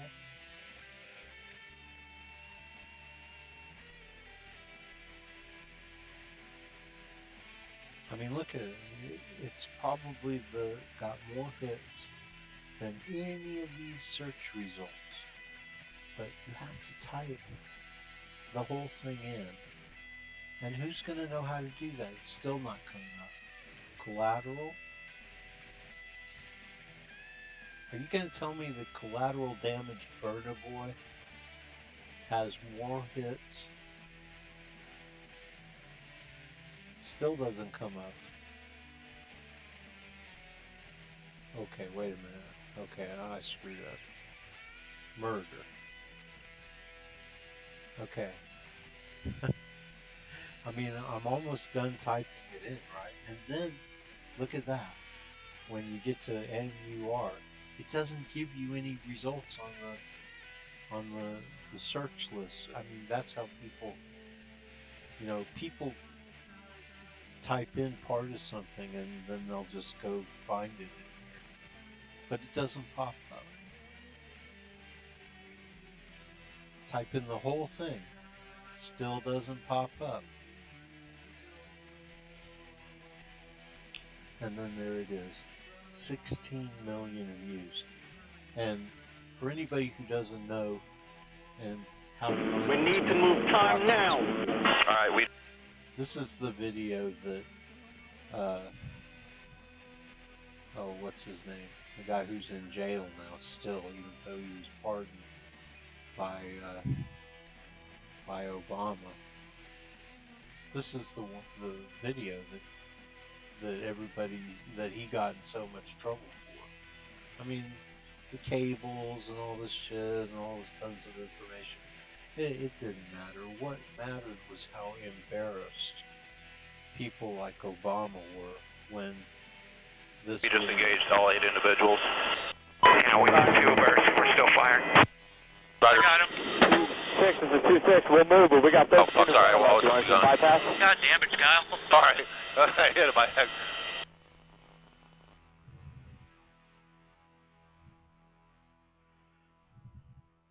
I mean, look at it. We need to move time They're like they're at a baseball game or something, or a football game. They're cheering. Now. All right, we just engaged all 8 individuals. Yeah, all 8 civilians and 2 reporters from Reuters. Now we got 2 bursts. We're still firing. Roger. Got him. 6 is a 2-6. We'll move, but we got both. Oh, sorry. I was bypass. God damn it, Kyle. Sorry. I hit my head. God damn it, you haven't killed them enough. Kill them. Kill them some more.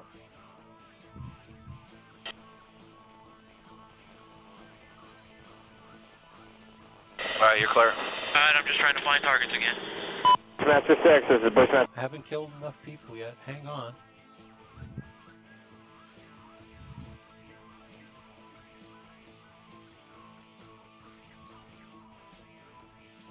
If he has a weapon though in his hand? No, I haven't seen one yet. You guys got that guy crawling right now on the curb? So I haven't seen a weapon yet because they were all carrying cameras. And by the way, Iraqis under the occupation were allowed to each have one weapon. Yeah, I got him. I put 2 rounds near him, and you guys are shooting over there too, so we'll see. Yeah, roger that. Bushmaster 36 element, this is Hotel 27, over. Hotel 27, Bushmaster 7, go ahead. Roger, I'm just trying to make sure that you guys have my turb, over. Roger, we got the turb. Okay. Come on, buddy. All I gotta do is pick up a weapon.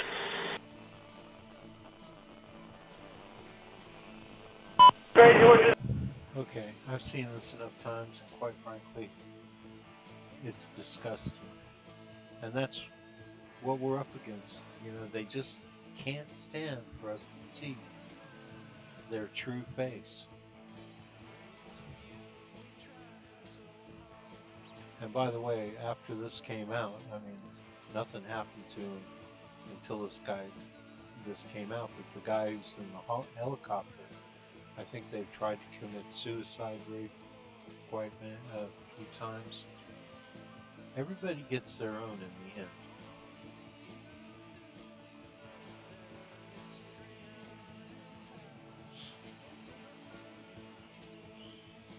So we're back at it.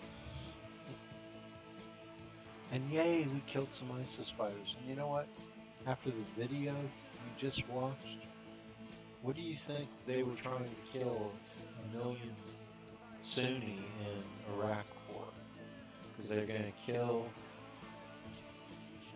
all the Sunni. You want to call them ISIS, you want to call them Al-Qaeda, it makes you feel better.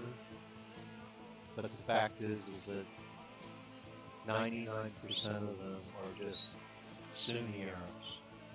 And I don't see how their religion, you know, unless they're militant terrorists, which 99% of them aren't. So just to kill off a few that we made terrorists. We're going to kill 1 million Iraqis. Now we're working on them, you know. I mean, the Beast Bashar's got his beat in Syria. He has quite likely killed 1 million people. I mean, over here, this is all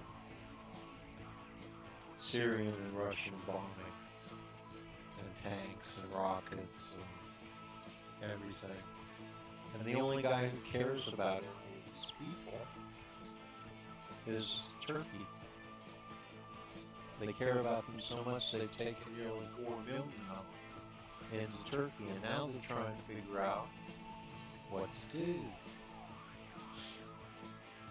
And so Erdogan's trying to create this zone, which Russia is supposed to help them with, and they're not. And of course, the agreement between Russia and Turkey is wearing very thin.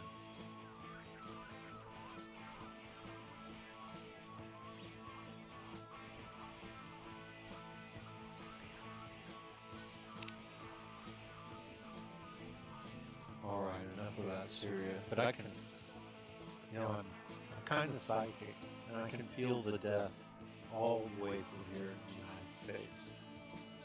The death is just ongoing.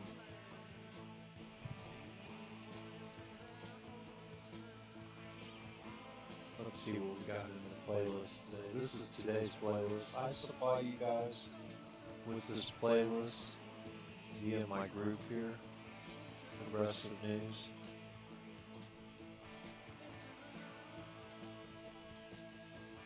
So this is today's playlist.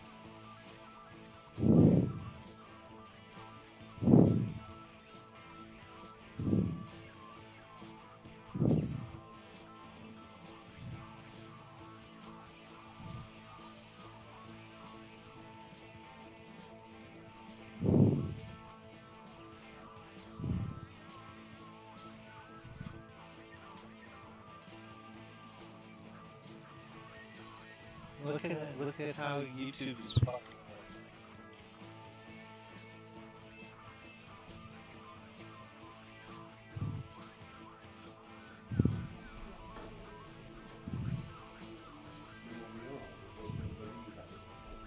They're not allowing me to adjust the volume because I turned down the volume on there.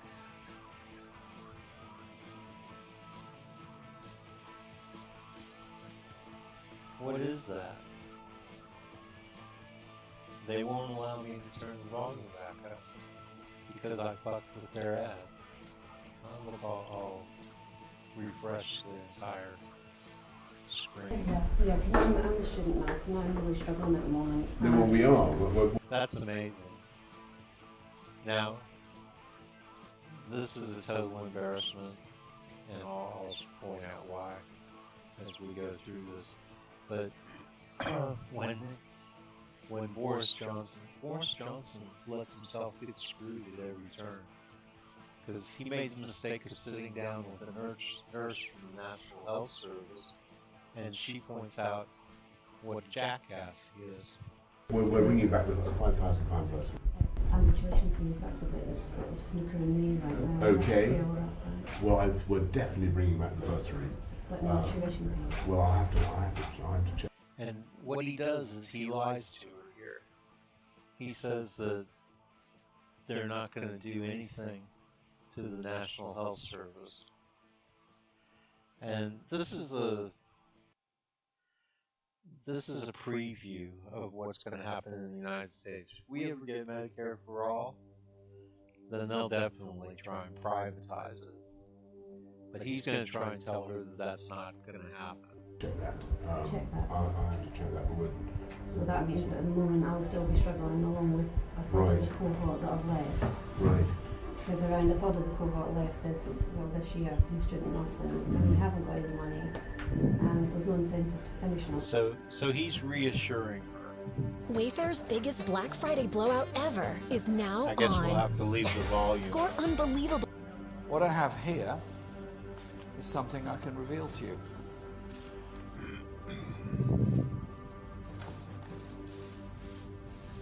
...451 pages of unredacted documents and information. All of it here.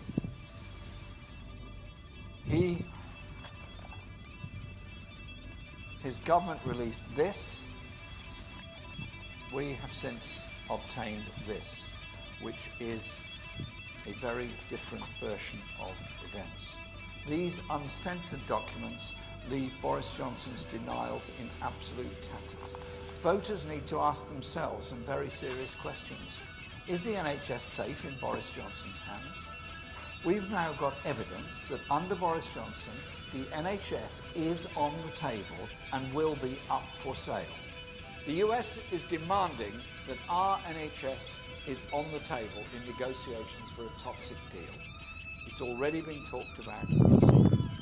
That could lead to runaway privatisation of our health service.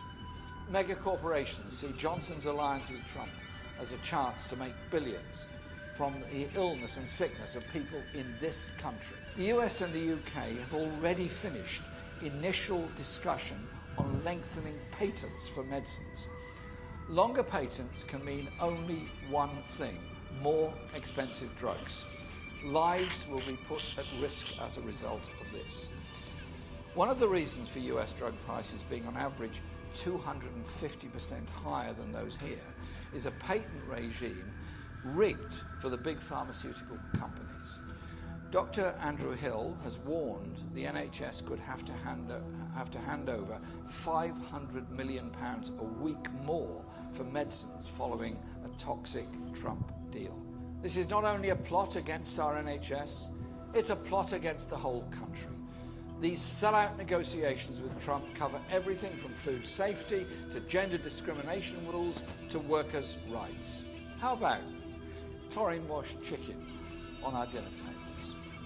Have a look at the second meeting on page 42 and 3, where the US even agrees to share its public lines to help our government with its media narratives. So it seems to me that it's now to Boris Johnson to explain how all of this is an absolute invention. You heard his words. This election is now a fight for the survival of our National Health Service as a public service free for all at the point of need. So for the want of any doubt, let me give this reassurance. Labour will never, ever treat our NHS as a bargaining chip in trade talks with anybody. We will.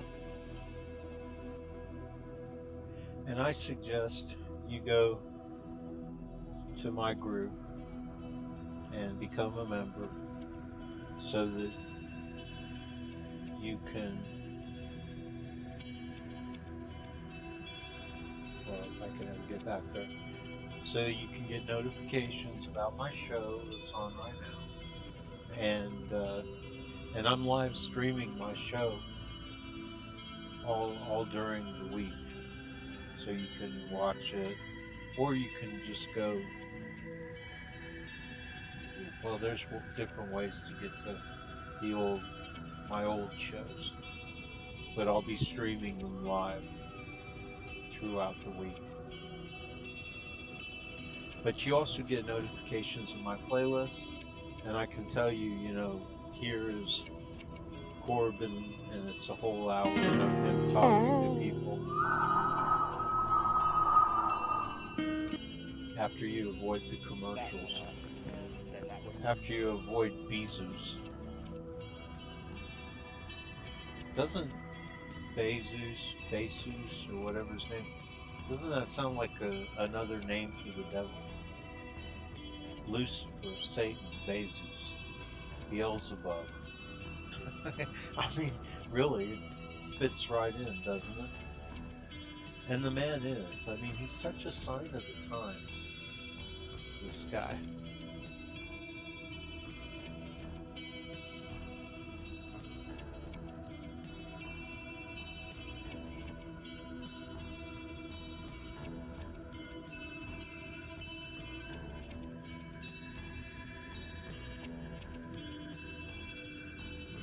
So there, in the beginning, he's talking about the NHS.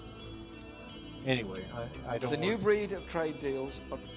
You may not be interested in this, so I'm not really going to watch it all, and plus I want to get on to other things. So. Last week, the U.S. recognized the paramilitary coup that seized power in Bolivia as if they were the legitimate government, and since then, the death toll of the poor and indigenous has been climbing.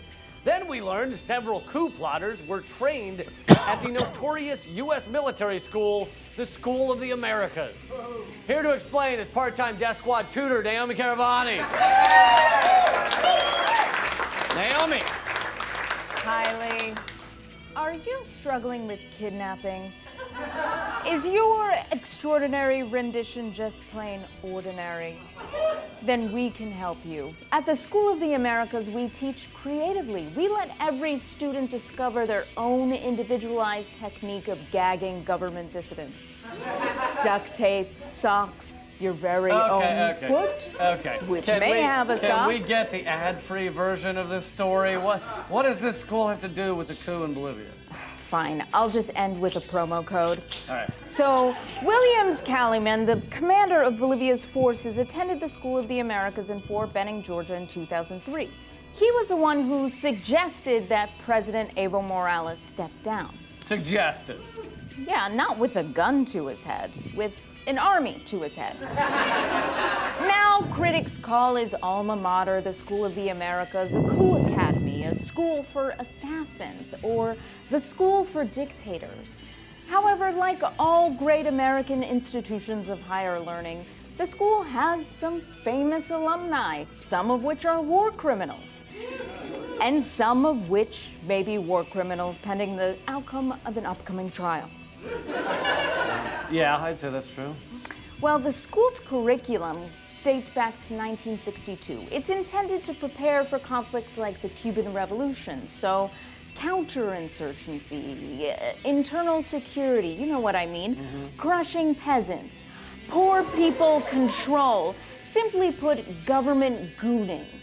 And I gotta say, our record was unimpeachable until people started saying that graduates carried out massacres in El Salvador.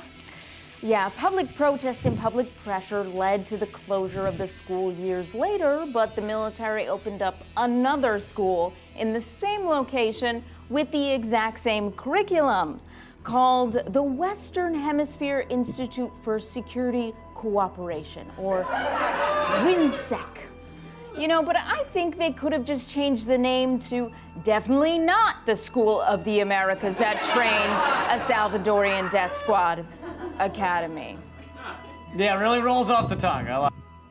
And, you know, I know all about this, but I put it out there for you guys because, you know, apparently a lot of Americans they're clueless about all this shit, right? I mean, just off the top of my head, I've been following this stuff for years. And I remember when it happened. Do you remember all the wonderful little nuns who died? Some death squad just dug a hole and killed them all and threw them in it. How evil is that? A bunch of nuns who probably cared about the people, and I think it was in El Salvador. I could find it if I wanted to. But I've forgotten more about American juntas than most Americans know. It's kind of like most Americans don't know about the destruction of the indigenous people in the United States. You know, I mean, God, for God's sake, people, learn the truth. I mean, this bullshit narrative, this fiction that is created for Americans, it might be a cozy place to lay your head, you know, but man, is that really how you want to live? Is that how you want to spend your life? Just spoon-fed exactly what you want to hear? Or do you want to face reality and try and do something about it? Because, I mean, to me, a person who lives in a fantasy is dead. How are you a real person if everything you believe is bullshit? Your whole mind is fake. It's all fake. And it's a house of cards. And hopefully we're going to knock it over. And I can do it with shows like this that are out today, and you know, and they're picking up on stuff that we've known, you know, the people like me who don't live in a fantasy world have known most of our lives. And I could get into why, because my parents were neat, up to their eyeballs in this shit all their life. And even they, I think, were disturbed by it. And I was supposed to follow in their footsteps and be the next, you know, right-wing messiah. But it's not in me. I can't live in fantasy. I have to live in reality. I have to deal with what's happening to people because of this shit. I can't do it. Yeah. So what do they teach at Western? WINSEC. Well, according to the training manuals released in 1996, torture, extortion, blackmail, and the targeting of civilian populations. So regular school. Right. That's what everyone learns in philosophy class, ways to torture people with thought experiments about a chair. If the chair exists in your mind, it's as an ideal form of a chair. But let's say you were tied to that chair. All right. I missed that lesson. You'll never forget it. Get the point. Recently, they added human rights courses. So in the morning, it's Widowmaking 101, Narcissism 202, Coup Creation in C++, and in the afternoon, it's PR and burning evidence. The days are long. Sometimes it kind of gets annoying when the kids ask, can we have the school shooting outside today? All right. Well, I guess on the bright side, at least these highly trained death squads go away and don't stay in America. At least other countries get them and not us. Actually, ICE revealed that their agents will receive combat training in civilian targeted warfare at the School of the Americas, or Wait, WINSEC. what? Yeah. What? Naomi Caravani, everyone! So they're going to train ICE at the School of the Americas. School that specializes in assassination, coups, and all this kind of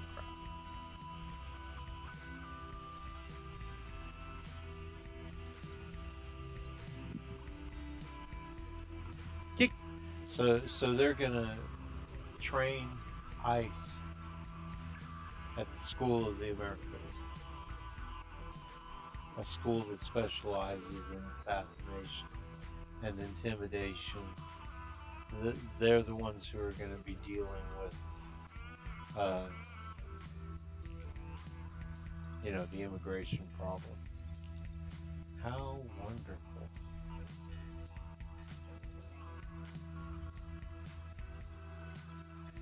Y comentan que dice, como un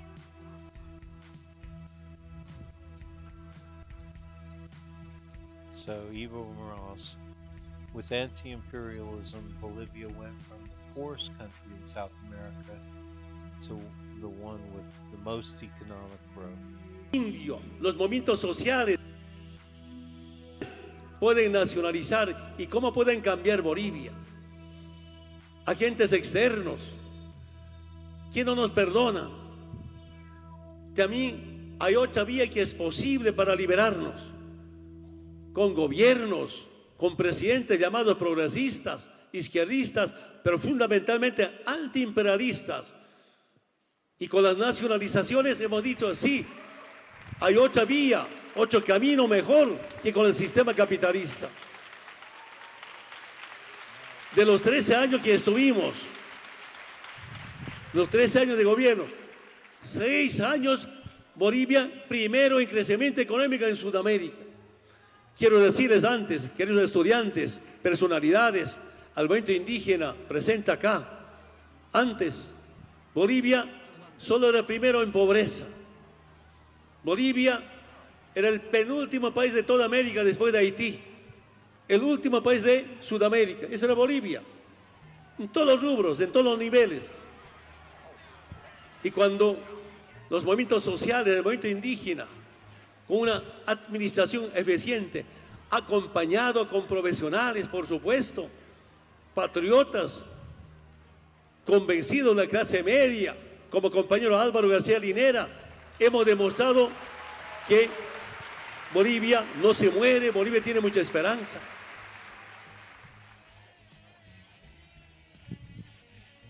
So, I mean, my God, man, these revolutions are going to happen whether the right-wing America likes it or not.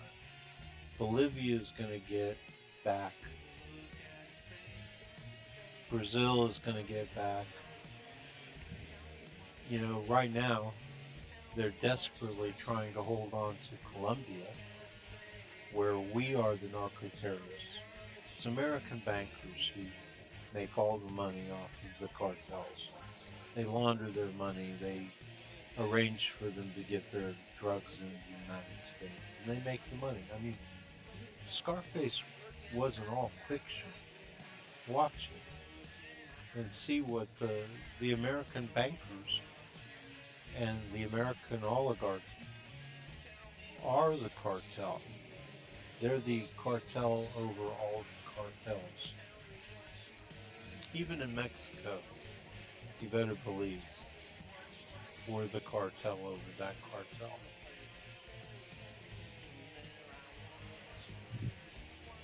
And I was watching a video this morning, and they were talking about how over in Colombia, you have the coca fields operating non-stop at an outrageous pace, and right in the middle of the coca fields, there are army or police stations in the middle of a coca field. Why? Because they're there to protect their product. And the United States funds all that with our money. So, and they turn it around and they try and tell America that they're fighting the cartels in Colombia. But we all know, if you know anything, you know that the like Duque, I think that's a word for shit, right? That these guys that were supporting Bolsonaro in Brazil, these guys in Chile, all of them, Peru and Argentina, these guys that were propping up, they are the narco syndicates over their narco syndicates. So like in Colombia, you had the Medellin cartel. Well, cartel above them was the government supported by the United States, and the cartel above them is American bankers and the oligarchy. And why do they fight so hard to keep it illegal? Because that's how they make their money. And the only thing that happens is once in a while you get a guy like, I forget what his name was, they made a big movie out of it and everything in Colombia, the Medellin cartel, and he gets too big for his shoes. You know what I mean? He starts cutting Americans out, he starts cutting out the government, and then they decide that they've got to take him out, and they make it look like they're fighting an evil cartel that has nothing to do with this pristine government and Americans, and they take them out and put somebody else in so that they've got control over it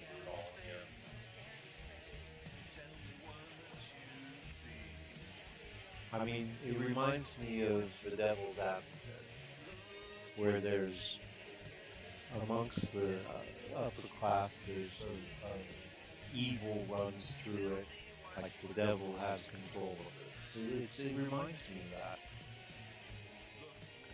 I don't believe in any of the mysticism part, but there is a force of evil running through some part of our oligarchy into all these countries, goes right down to the bottom, until somebody on the bottom gets a little out of control and steps on the real evil people's shoes, and then what happens to them is completely, I mean, we go in and we just shoot everybody and kill everybody. That's evil, that's horror, that's hell on earth. Torture camps in Iraq during the Iraq War. I mean, it's like they're creating hell on earth. And if that doesn't tell you everything about them, I don't know what does.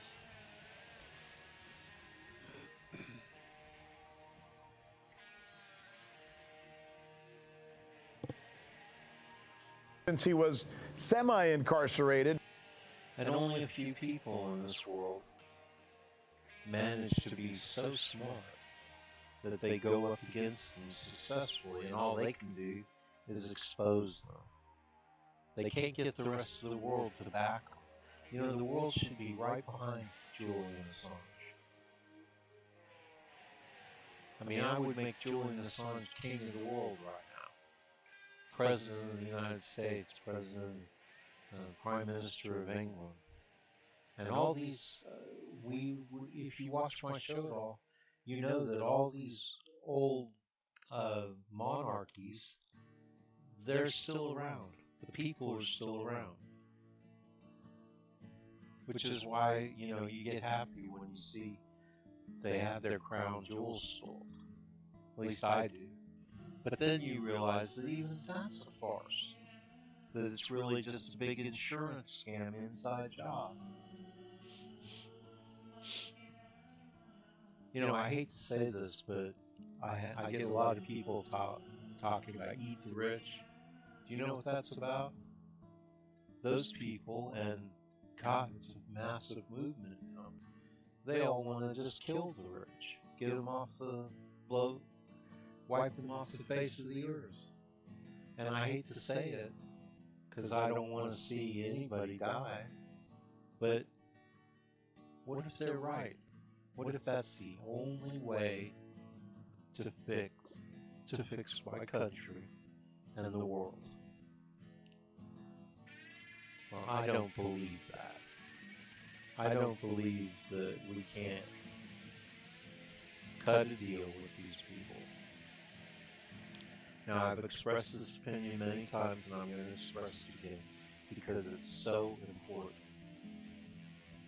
The best way to fix our world is not to tear anything down, not to kill all the rich, not to wipe them out, and in fact to guarantee them their lifestyles, not their total wealth, but their lifestyles.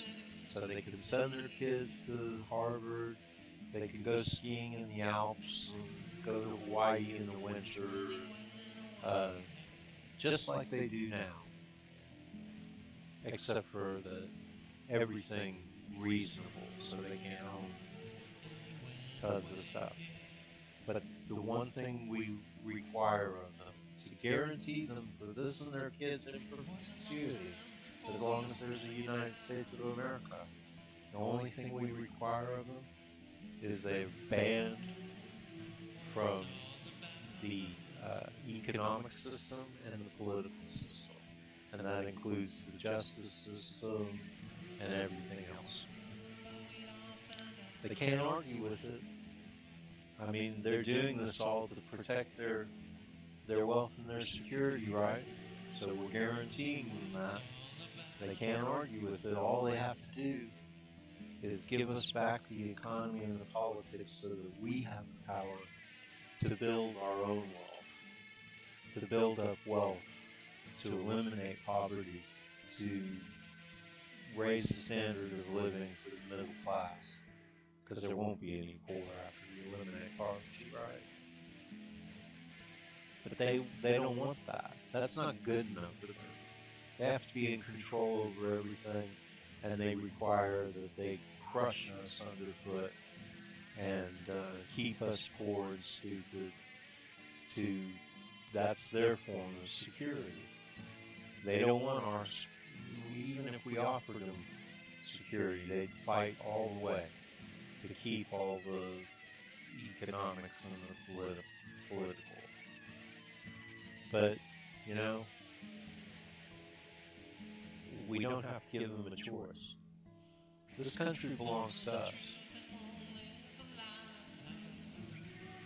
99% of production is done by the people. So legitimately, we own 90% of the politics, 99% of the politics, and the economy.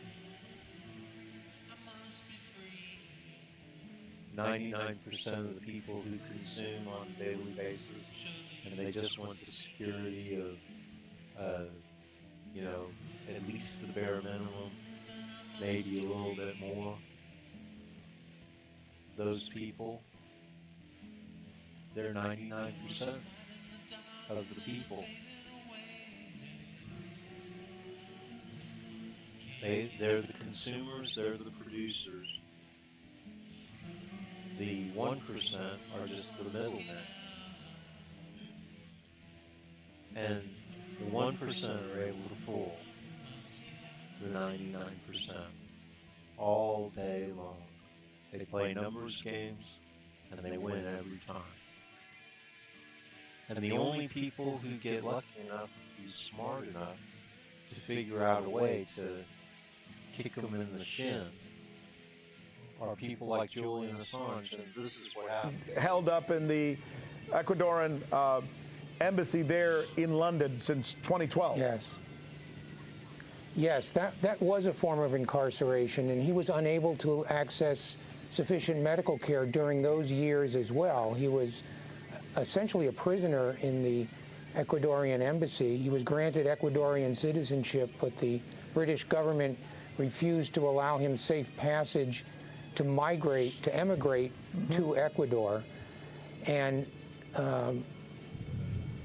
equally seriously, if not more seriously, have denied him safe passage to a hospital to be evaluated, which multiple physicians and psychologists who have examined him say is critical, and that he actually risks dying now in prison if his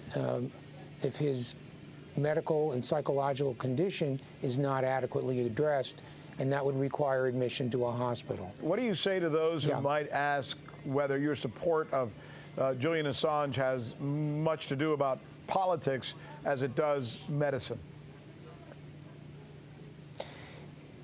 You know, I myself am not even fairly well informed about the political implications of what Mr. Assange has done, and for which he's being his extradition to the United States is now in process. It's really the unquestionable denial of his fundamental human rights. And I personally would be, as a physician, as someone concerned with human rights in general, I would be similarly concerned with anybody who's being held under these kinds of conditions and being denied access to medical care, which again is a fundamental human right. And in medicine, you know, we don't consider the political opinions or affiliations of our patients. We treat everybody the same way, which is to offer them the best medical care of which we're capable. It doesn't matter whether this person might be considered a political ally or an opponent. That is absolutely anathema to serious medical care. With so many patterns, colors, and sizes to choose from, and an added layer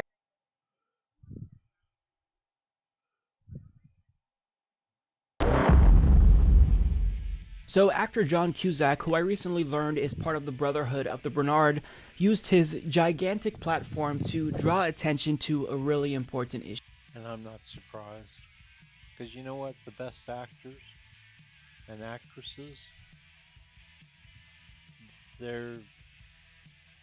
I think they're good actresses and actors because they're good people and they're smart.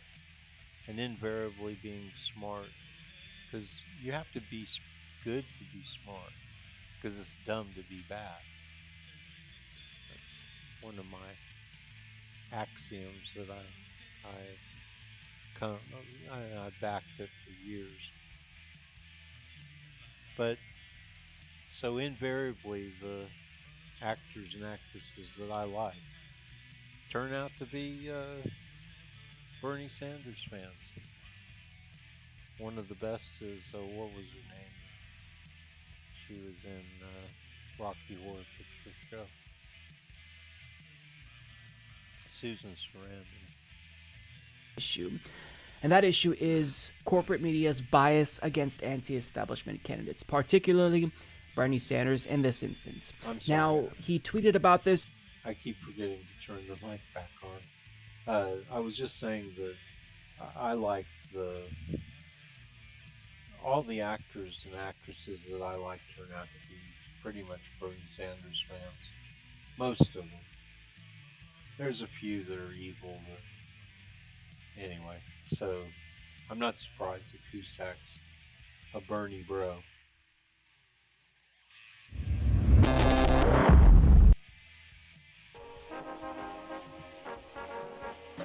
Bernie Sanders makes my skin crawl. Sanders fading is a bigger story than people give him credit for. The previous set of numbers about Kamala Harris seems to suggest that Bernie bros are actually a real thing. He's just waving his arms around, talking about revolution and all. Where we are going, we won't need roads. I mean, So Cusack is, asking for a boycott of all these lamestream media. Well, that fits right in with my thing that I'm doing, banning paying for political ads. So it fits in. One of the things I always hear from folks who aren't necessarily on the Bernie bus, so to speak, is that he's not really a Democrat. I saw Bernie Sanders trying to raise money off of it. Yeah, my timeline's going to be on fire. So Cusack is looking to, trying to get people to stop watching lamestream media, MSNBC, but it's pretty much all over the place. And this goes along with my wanting to get candidates to not spend money on political ads and instead spend them on boots on the ground, on their volunteers, $15 an hour. So, great people think alike. And do you see any crossover, at least in those who are at his events, who kind of look and sound like Trump supporters? When you say he attracts those who feel like they're struggling to be heard and get their bills paid and their voices heard, that sounds like a Trump voter. I see him as sort of a not pro-woman candidate. And some people say that you hurt Hillary Clinton's candidacy. Bernie Sanders has done nothing between 2016 and today to expand his base, to expand his policies. He seemed like a socialist from the 1950s yelling at people in the same screechy voice, without smiling, without any kind of personal connection. Bernie Sanders has been talking about these same policies essentially since he's been in public service for the past 25, 30 years. But he actually hasn't done anything to pass them, right? He's talked a lot about them, but we have not seen any of these policies signed into law. What happened with Hillary and what's his name? Exactly. You would take the risk. I am excited. Donald Are Trump you asking that of every candidate? He's also saying the same thing he said in 2016 this time around. I think that's not working. That's exactly the point I was going to make. I think he kind of got lost in the shuffle. Other people have kind of taken those issues away from him, and he looked like the angry man in the center of the stage saying, "Get off my lawn." I think he comes off as mean. I think he's disparaging. A socialist candidate is more dangerous to this country as far as the strength and well-being of our country than Donald Trump. I would vote for Donald Trump, a despicable human being. No, you won't. Let me tell you something. Stop yourself. So watching that back, it's infuriating, right? I was angry the first time I saw it, but watching it again, it just reminds you that this isn't just a bias that we're talking about. Like, they genuinely hate Bernie Sanders. They simply don't just, prefer other candidates. They hate Bernie Sanders, and they wear it on their sleeves. Like, they're not even good at hiding their disdain for him and his campaign. And it's just disgusting because MSNBC is largely viewed as the liberal or left-wing network, when in actuality, they're not. They are a corporate-friendly network who does the bidding of the establishment, because the establishment is who funds them, right? They take in these advertising dollars from the health insurance industry, the defense industry, and in return, they feel as if they don't want to rock the boat too much. And not to mention, a lot of these news pundits, they are multimillionaires. Like Chris Matthews, he gets $5 million per year. That's his salary. And does he deserve that? Like, if you look at the segments that he does in the political analysis that he, is engaged in, the man is a buffoon. So these are people who are not just uneducated, but they're also biased. And when you put those two things together, it makes for a really dangerous combination. They are misleading people. Now, this isn't just anecdotal evidence, because we just talked about an In These Times report by Branko Marcetic, who confirms that MSNBC is, in fact, largely ignoring Bernie Sanders.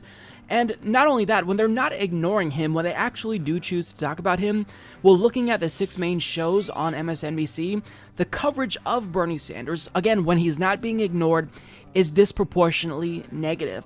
Now, we know that this isn't just about MSNBC, because a few weeks ago on the program, we talked about the Bernie blackout, where news outlets like CNN and MSNBC, along with the New York Times and Washington Post, they have a tendency to disingenuously report on polls in a way that downplays Bernie Sanders' chances. So if there's a poll where Bernie Sanders is in first or second place, they'll, change the headline to reflect a different dynamic and say, oh, well, Pete Buttigieg just surpassed Elizabeth Warren. Like, that's an example, right?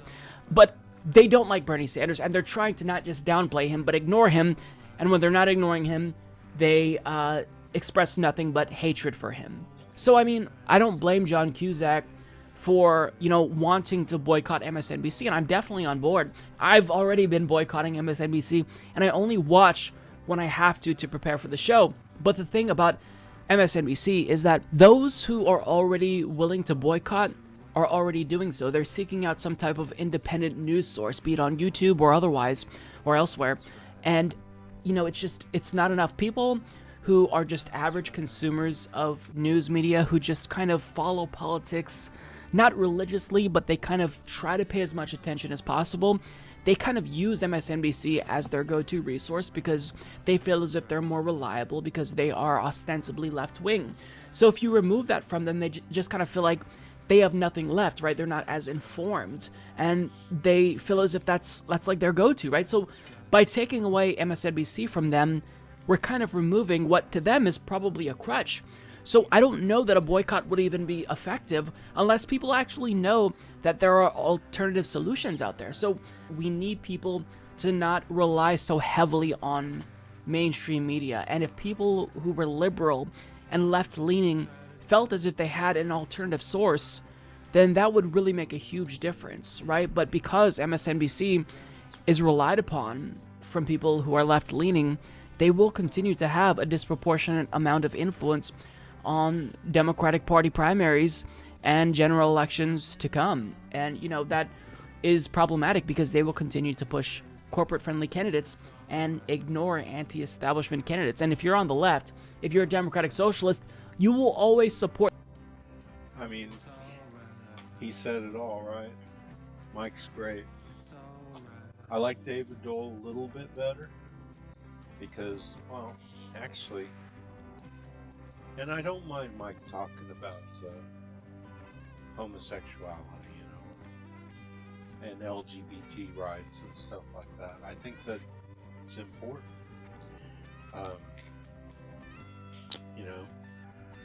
But at the same time, I don't think that gays are really that picked on anymore. Times have changed. The government may not have changed. There may be too many people out there who are fucking pigs, But even I don't,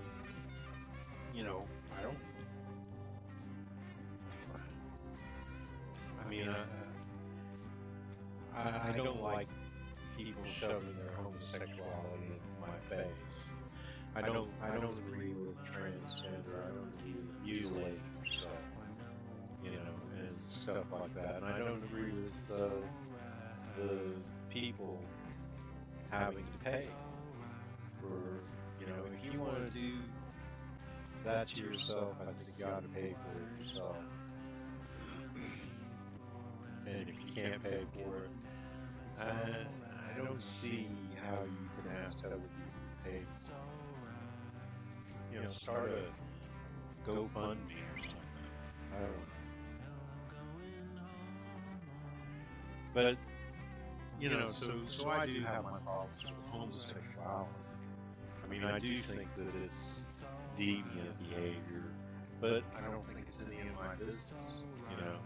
It's only my business when the assholes of the world start picking on, you know, and that's a cultural thing, you know. We have to deal with it. We have to oppress those people until they go away, or at least they feel like they can't come out from under their rocks. You know what I mean?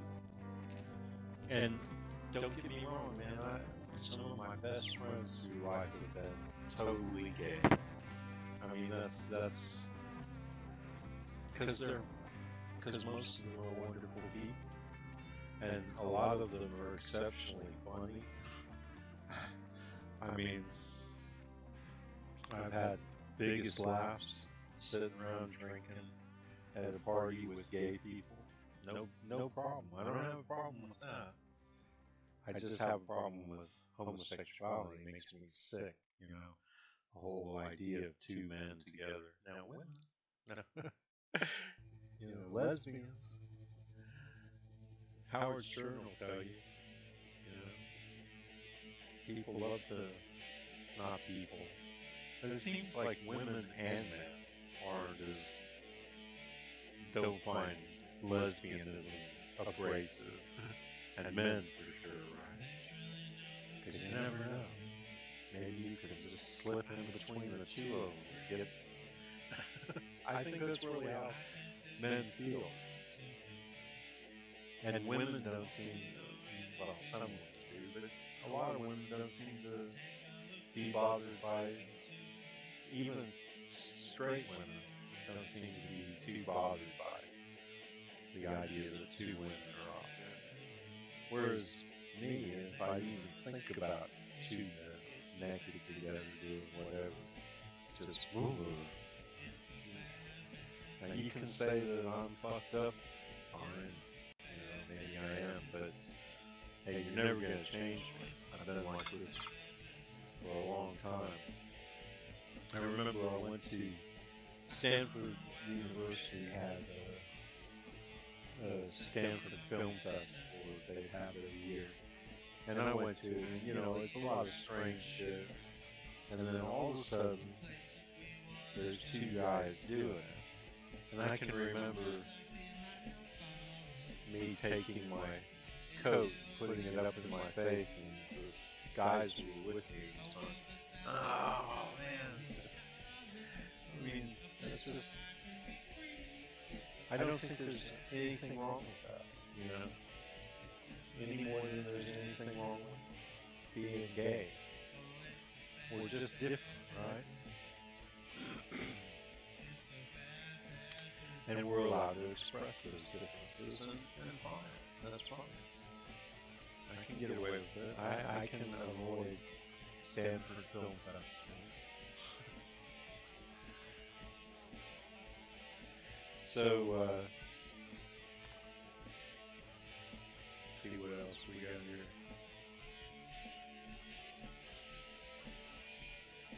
I need you to get me out of the country, out of here, away. All in exchange for a sip of coffee? Yeah, it's Black Rifle Coffee.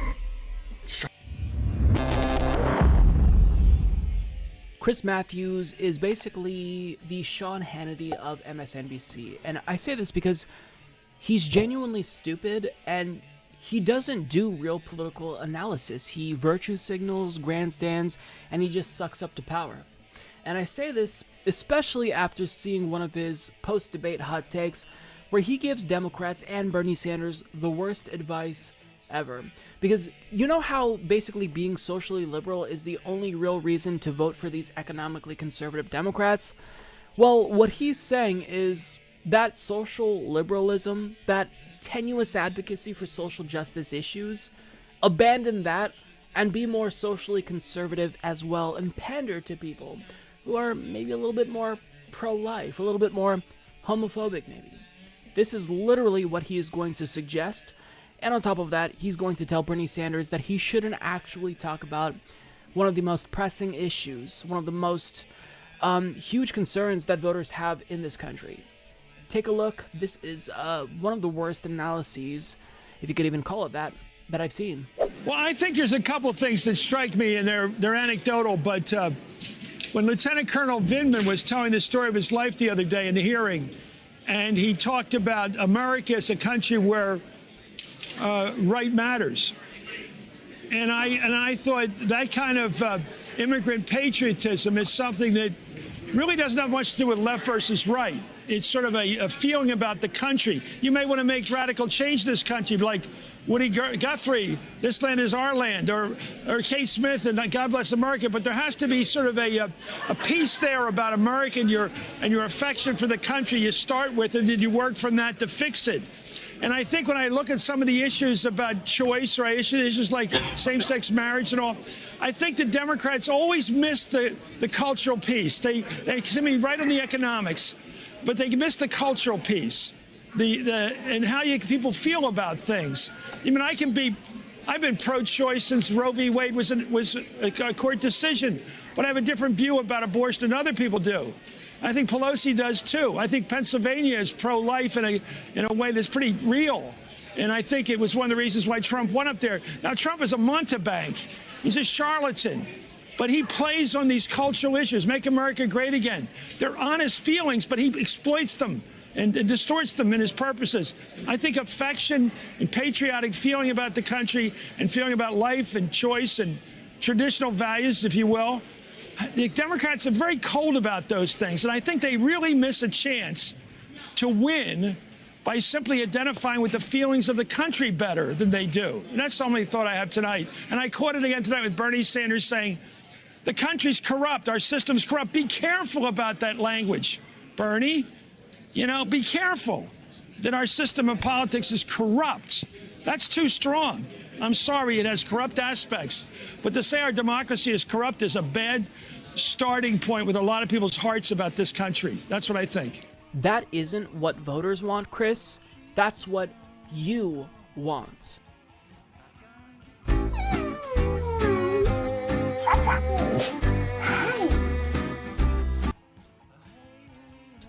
Because if Democrats actually listened to you and took your advice, they would be far worse off than they are now. And it's mind-boggling to me that this fool gets paid a $5 million per year salary, and he does zero research. He doesn't know what he's talking about, seemingly. And his show is called Hardball, when all he does is throw softball questions to people in power. I mean, this is why people don't take corporate media seriously.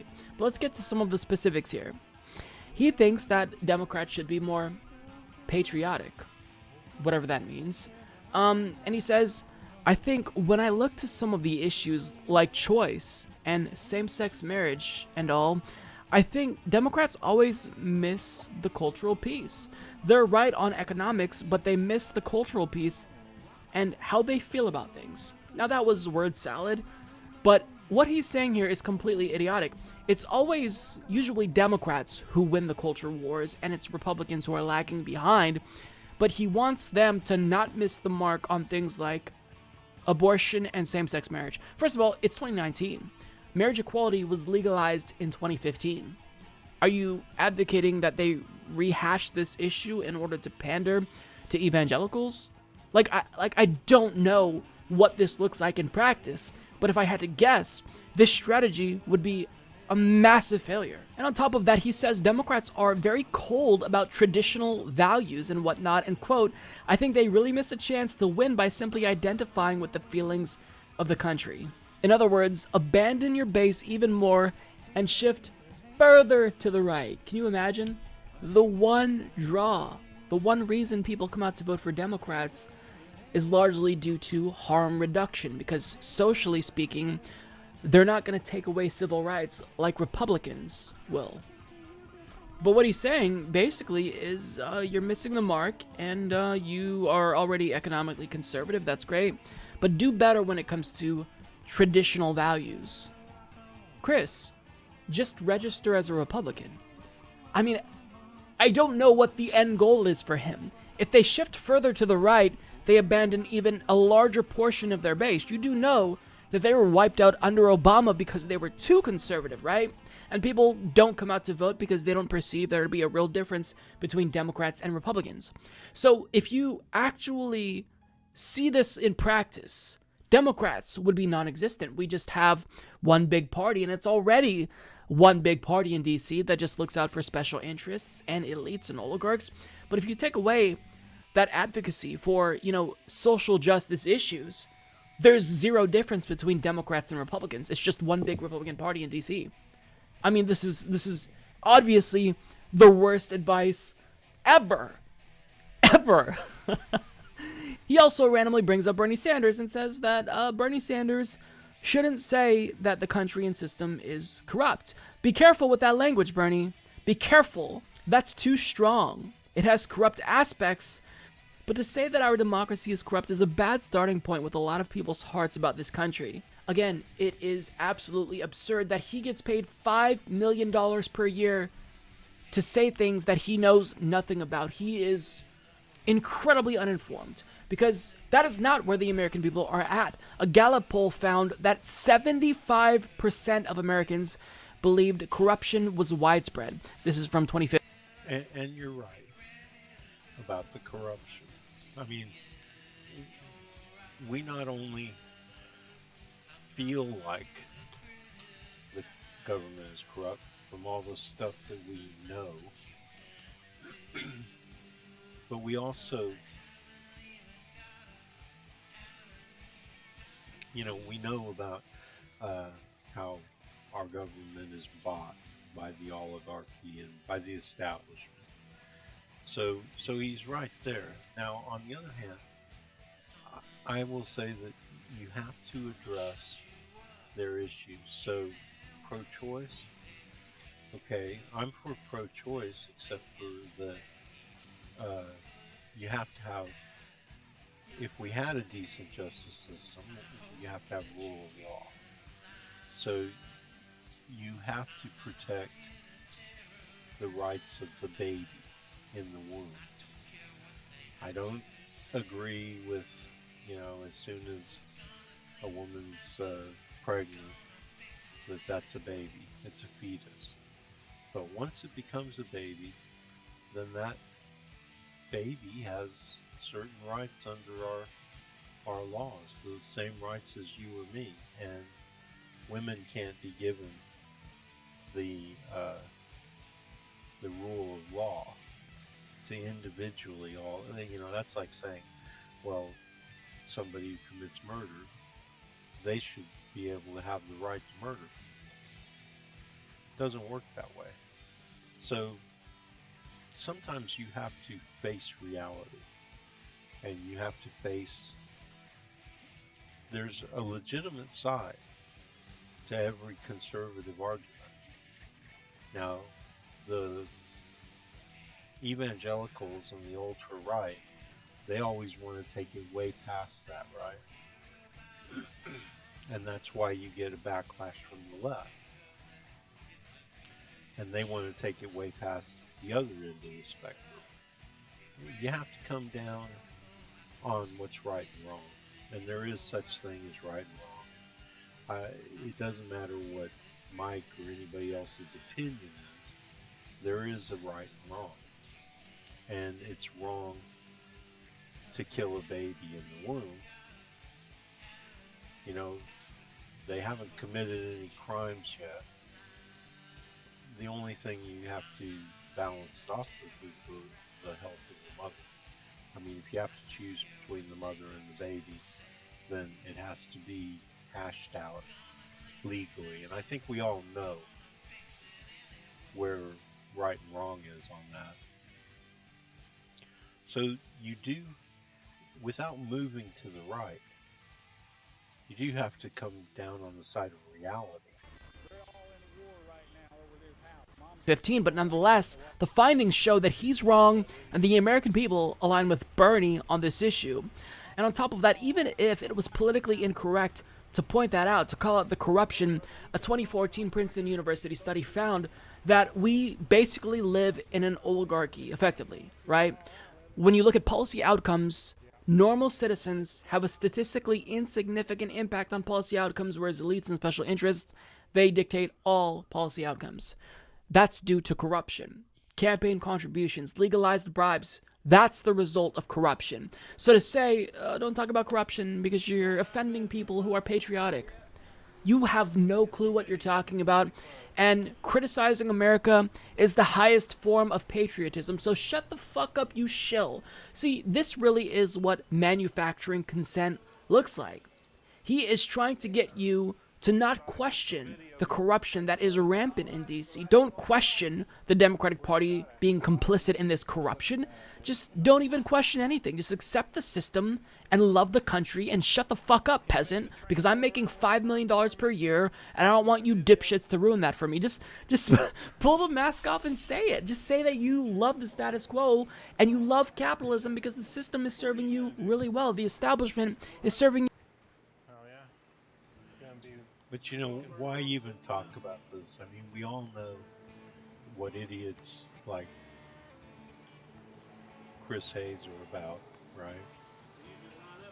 I understand it upsets you, Mike, and it upsets me too. And you know what? You know how I deal with it? I don't watch. But you're talking to the people who do watch and do fall for the bullshit, and I applaud you for that. But you don't want to address not him, but where the evangelical right is, and where they have valid points. But that's okay. That's your shtick, and I get it.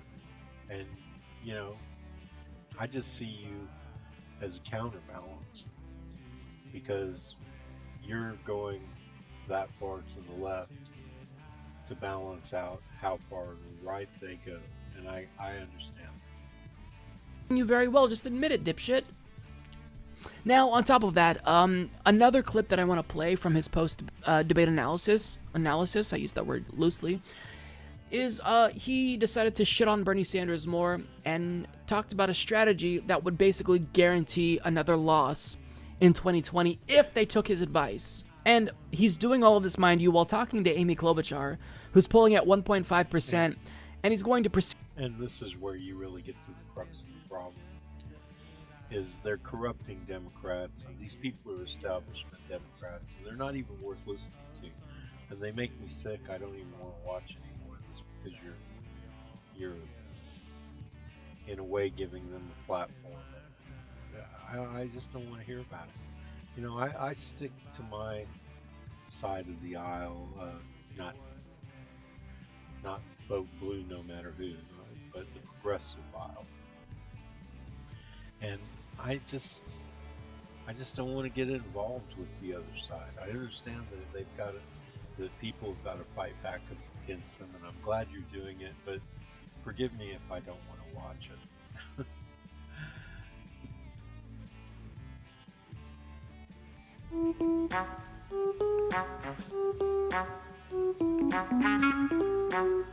Deval Patrick, his campaign is off to an amazing start. He's one of the late entries into the race, former governor of Massachusetts, also massive corporate sellout, worked for Bain Capital, Mitt Romney's vulture capitalism company. He was a fixer for a lot of big corporations where if there were racial issues at those corporations, he would swoop in and do his best to try to rehabilitate the image of terrible companies that do terrible things. So hops in the race late. already it's like, wow, why on earth would you do that? You're going to get your ass handed to you on a silver platter. But nonetheless, he did it. You know, couldn't help himself. Some people are saying, oh my God, this is like this is a strategy from the establishment to split the vote more, to get to a brokered convention, to steal it from Bernie and all that stuff.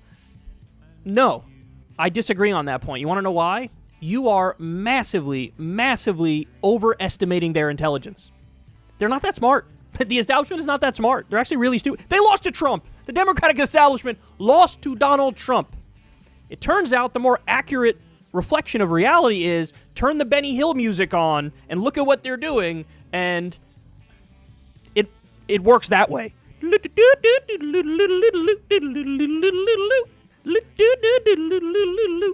That music fits them perfectly because they just bungle one thing after another thing after another thing. And so the idea here is, and I'm not kidding about this, oh my God, Biden might not last. The next centrists that we're most comfortable with, who we'd be okay with if Biden doesn't last, is Mayor Pete and Amy Klobuchar. Mayor Pete's a mayor from South Bend, Indiana. Amy Klobuchar is Amy Klobuchar, and she's got, you know, the personality of a dead fish. So we need more insurance policies. So who's your insurance policy? Deval Patrick hops in. And the Obama people behind the scenes are, you know, trying to pump him up a little bit. So, guys, they're serious. They think, like, he can win. And they want him to become a serious contender. So he hops in the race at this late date. Delusional that he thinks he's going to have a shot and take off. And the campaign's already off to a great start. Look at this tweet from CNN. Annie Greyer says, Governor Deval Patrick was supposed to have an event at Morehouse College tonight. By the way, that's a historically black college. An organizer with the college who planned the event told CNN that Patrick canceled the event when he arrived and learned that he would not have an audience. Note, 2 people came, not pictured.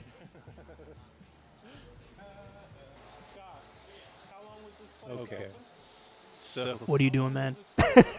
What are you doing? I mean, the thing about it is the way I look at black and white politics is that the only reason that Obama got elected was because he's a white guy, his mother's whiter than me, who pretended to be black, and that was what America was okay with. A white black guy. And honestly, I think we're still stuck because I don't think any black man with a black mother and father can get elected right now. This guy can't get elected. You know, the rightest black guy that there is in the Democratic Party can't get elected because they're black. I mean, I hate to say that because it's racist. And I'm not the one being racist. I'm pointing out how racist the country still is. And I'm pointing out the dynamics of that, how they would let a white black guy become president, but we haven't had a black president yet. You know? Hey, what's up, guys? Tony Gonzalez here. I would vote next episode of Wide Open, the podcast. Thank you for joining us today. Today's guest is Marissa Peer, Britain's #1 hypnotherapist. You have counseled who?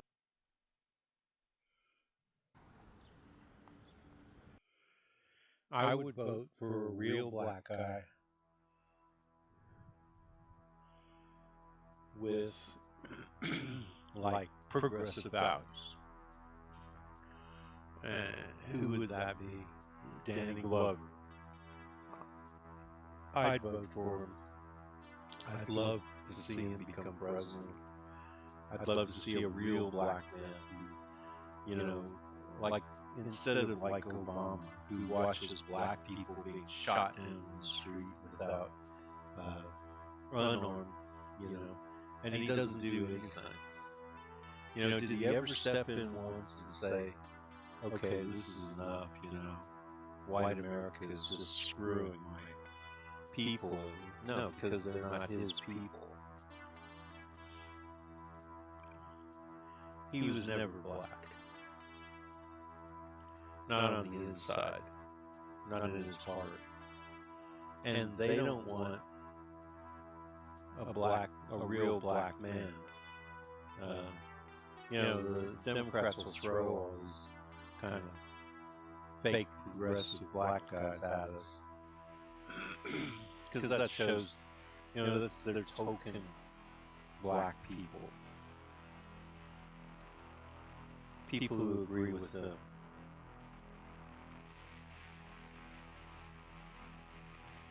I think progressives could get behind black guy. I really do. I've met all the black people that I've ever met. They're very progressive in their hearts, but so many of them are fooled by the establishment. And I think we have to watch out for that.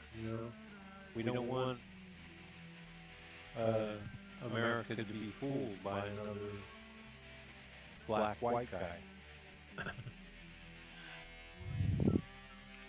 And this is another, he's covering something again. I just don't want to be there. I don't want to get involved in that. I just don't like watching it.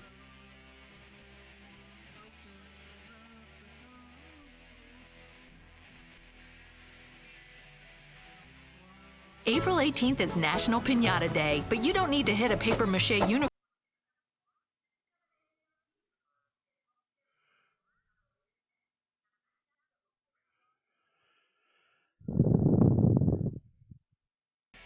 It's November. Is it a season of mists and mellow fruitfulness? Is it Movember, a season of moustaches? Or is it, more controversially still, No Nut November, a month of masturbatory abstinence that has somehow been criticised for having affiliation? So I just want to point out that since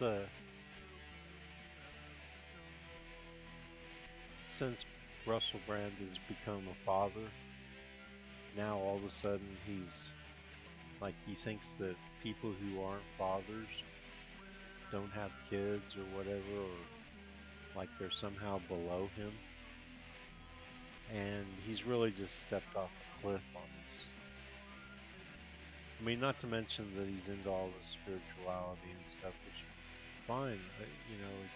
It's good to feel things, and care about things. But at the same time, it's like he thinks he's better than us. like he's more in touch with whatever.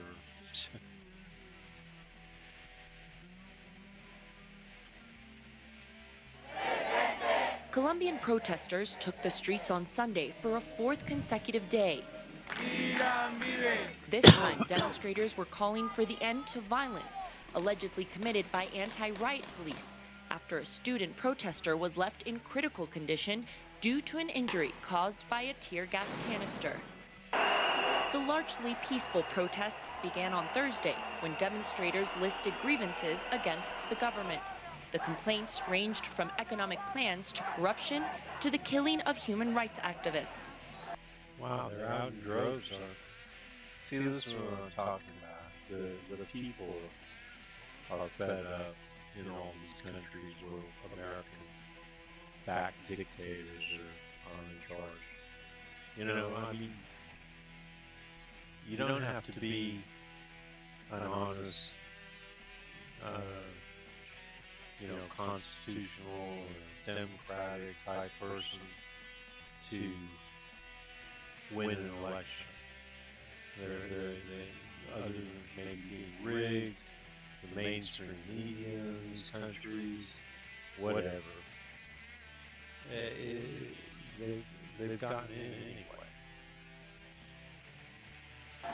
This Sunday marked 3 years since a peace agreement between the Colombian government and FARC rebel group went into effect.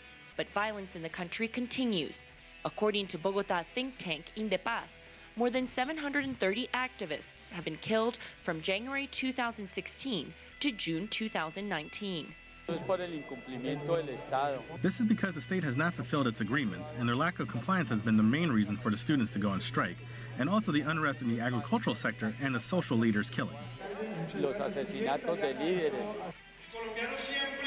President Ivan Duque says he will begin a national dialogue to address the root of the discontent.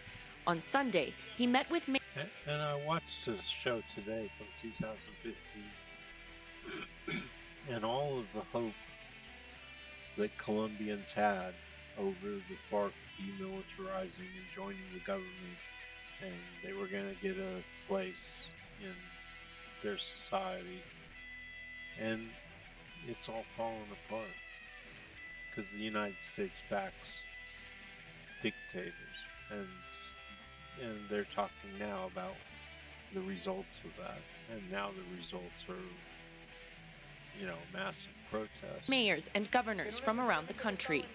I have proposals. Can you look at his face when he talks and just see what a piece of shit he is? Because I see it. Maybe I'm psychic, but I can, it's like auras or something. And I just feel sleazy, disgusting. And so I'm going to fast forward past this stupidity because I can't stand his face. In an exclusive interview with CGTN for the anniversary, FARC member and former peace negotiator Ricardo Telles said despite difficulties in the implementation, they remain optimistic as they see more civilians supporting peace efforts. This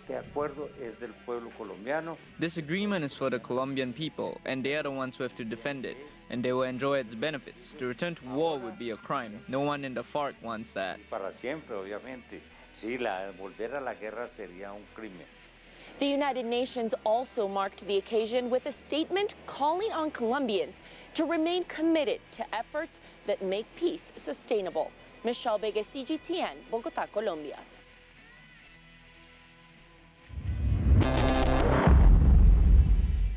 So we've been talking a lot lately about MSNBC's bias and quite frankly their hatred towards Bernie Sanders, and how they're not speaking truth to power, and how by and large they are misinforming viewers and they're not allowing people who tune into MSNBC to know about the range of options that they have in 2020. And if you watch MSNBC, I can't imagine that you know much about policies, let alone about everyone who's running. But every once in a while, they'll bring on a guest who will actually penetrate that bubble and speak truth to power. This time, Michael Moore was brought on, and he was on a panel with Brian Williams, Claire McCaskill, Joyanne Reed, and Steve Schmidt, and he gave them the reality check that they desperately needed, and everything he said was spot on. Take a look. I think that we have to, when you guys were talking about how we have to be more moderate or move to the center, that's how we're going to win next year. See, to me, I think moving to the center, I am the center. Yeah, but you see, they're talking about how an establishment Democrat, and an establishment Democrat can't win. So saying how an establishment Democrat can move to the right and win, well, good fucking luck with that, And they're talking about the most heinous act ever, and that's the destruction of the Democratic Party by the Democratic Leadership Council back in 1992 when they brought in the Clintons. And their solution is, well, we just have to move farther to the right, then we can capture Republicans. And why? If the Republicans represent everything we hate, which is a group of people who the only thing they're voting for is themselves, their own self-interest. Where does that get us anywhere? Look, I would rather lose and be in a party that is the good party than win and be in the party that's the bad party. So even Mike and Michael Moore here don't quite get it, They're talking about how to win these establishment Democrats, basically Republican Light 2.0. And he doesn't get that. He's talking about how to win as progressives. And he's right. Because progressives, well, we've got the tsunami going, right? I am the mainstream now of the Democratic Party. The majority of Americans agree. And the way they think is that he isn't the mainstream, that he isn't the center. And they're wrong. Because there's far more of us than there are of them now. I mean, if you combine the few of them with the Republican Party, they might have us outnumbered. But that involves making the Democratic Party the Republican-like 2.0 party. I'm sorry, we can't. It's not going to work. I mean, if it does, then we're just out on our own anyway. And eventually we'll have to make our own party. We'll have to revive the Progressive Party. And we'll have to beat the Democrats and the Republicans. With me and Bernie on all the issues, whether it's health care for all, whether it's climate change, minimum wage, mass incarceration, but down the whole list. And he's right. I mean, the polls clearly show 70 to 80% of America agrees with us, and I'll bet you the other 20 to 30% also agree with us in principle, but they don't want to give up anything, you know, and they see our side as being giving up some of their security. The American people have moved left. So the center is now more of these sorts of things. This is what we believe. So when you say that, like, for instance, with Joe Biden said tonight, 160 million Americans want to keep their private insurance. Says who? Are you actually talking to people about this? Yes, they want the assurance that whatever we have with the new Medicare for All is essentially just a transfer from what they have with their good union health care. It's going to be that, but it's going to be better for you. You're not going to have co-pays and deductibles. Fine. But what the average Democrat and the average American does not like the health insurance company. They hate Aetna and Cigna and United Healthcare. These are people that they're fighting with to get them to pay a bill that they won't pay. The healthcare industry has caused more pain and harm and anxiety for the American people than practically any other industry. And we should never side with candidates that are going to say we're going to keep this private profit-making thing going. That's not where the American people are at. They are fed up with this. And I'll tell you, I got an earful of it back home in Flint last month when General Motors was on strike. Yep. What did the CEO of GM do on the third day of the strike? She took away their health care. She shut it down. They couldn't believe it. Nobody, I come from a GM family. I mean, GM, your health care, UAW employee, sure, it's everything, medical, dental, eye care. You even get a free lawyer if you need one. It's like, it's the best. And on the third day, they saw the thing that they thought they'd have forever could be taken away by the company like that. And that's what people need to know, that we can never allow our health insurance to be in the hands of a private profit-making company where they can end you tomorrow.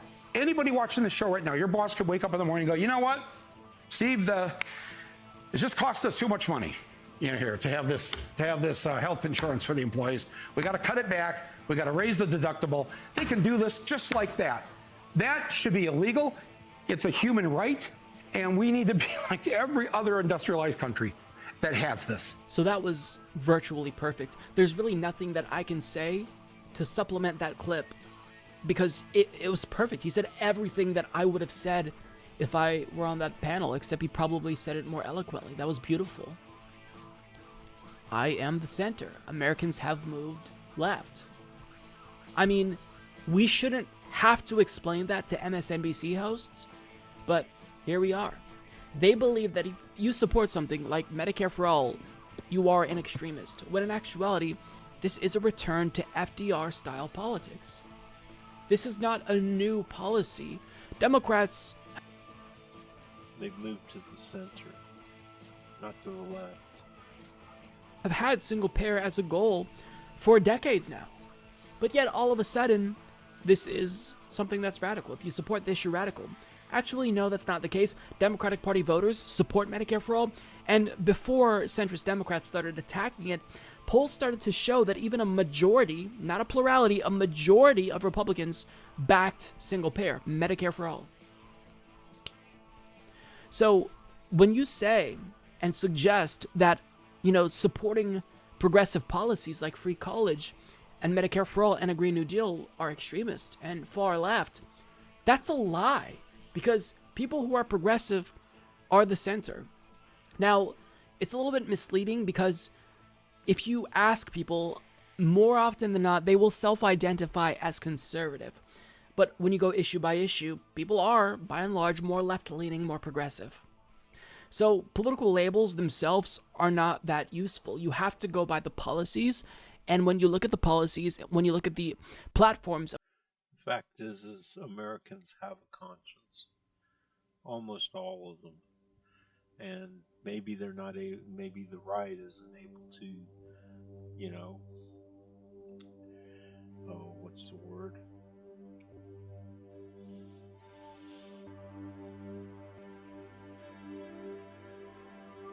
Maybe they're not able to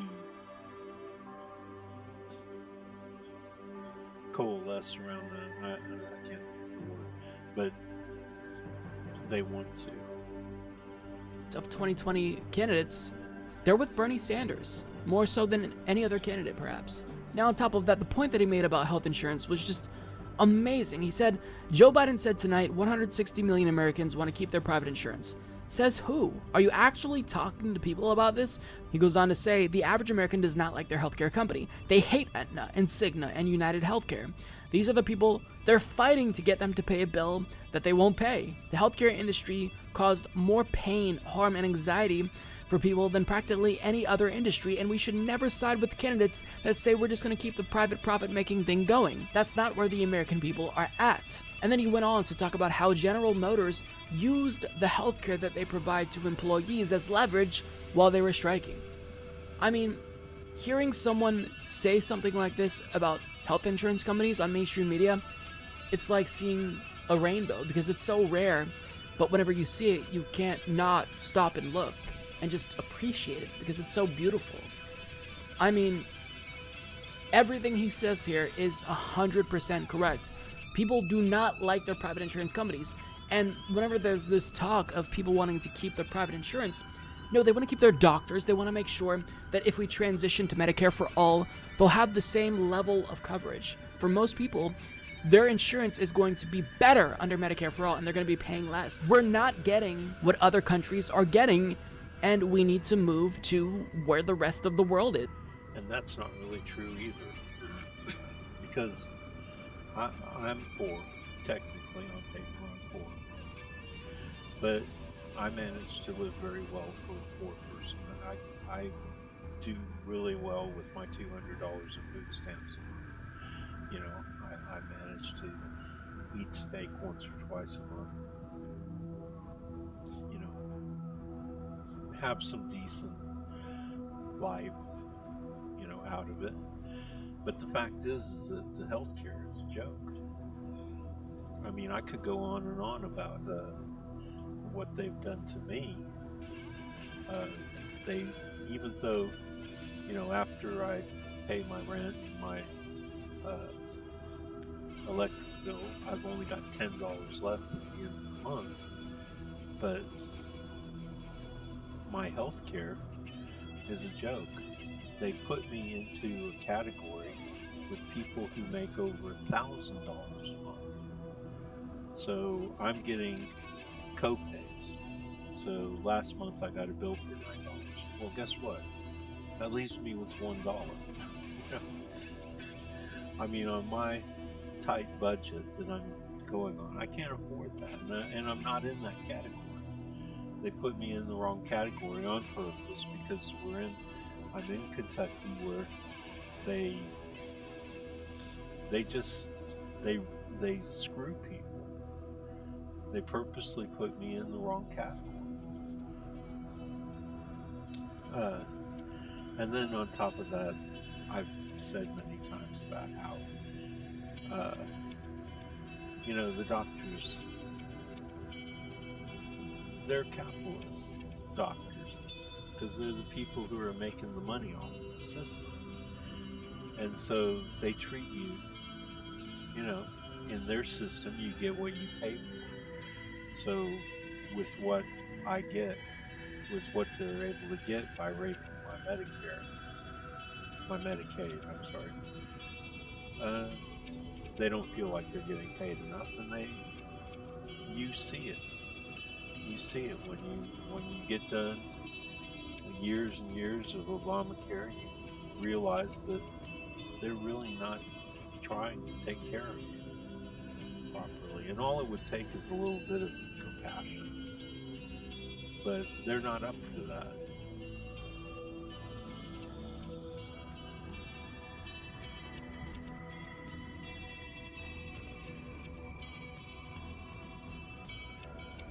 Purges, which actually affect millions of voters every year. And these policy recommendations really do include the vast array of different ways that different factions in this country have fought to impede or erode the right to vote for different groups of people. Let's go back on this. And expanding voter disenfranchisement. Here to talk about this sweeping policy platform and what it could mean for upcoming elections and the future reform by the Leadership Council for Civil and Human Rights that is designed to challenge current and future political candidates to adopt concrete policies to address key areas of persistent and expanding voter disenfranchisement. Here to talk about this sweeping policy platform and what it could mean for upcoming elections and the future of voting in the U.S. is Demelza Bayer. Demelza is the Director of Public Policy Lawyers Committee for Civil Rights Under Law. Demelza, thanks so much for joining me. Thank you, Jacqueline. It's a pleasure to be with you. So this is a pretty expansive and really all-inclusive policy platform that addresses 6 major areas in which reforms need to be enacted that have been identified over the course of some time that have been issues in voting or access to voting for American citizens.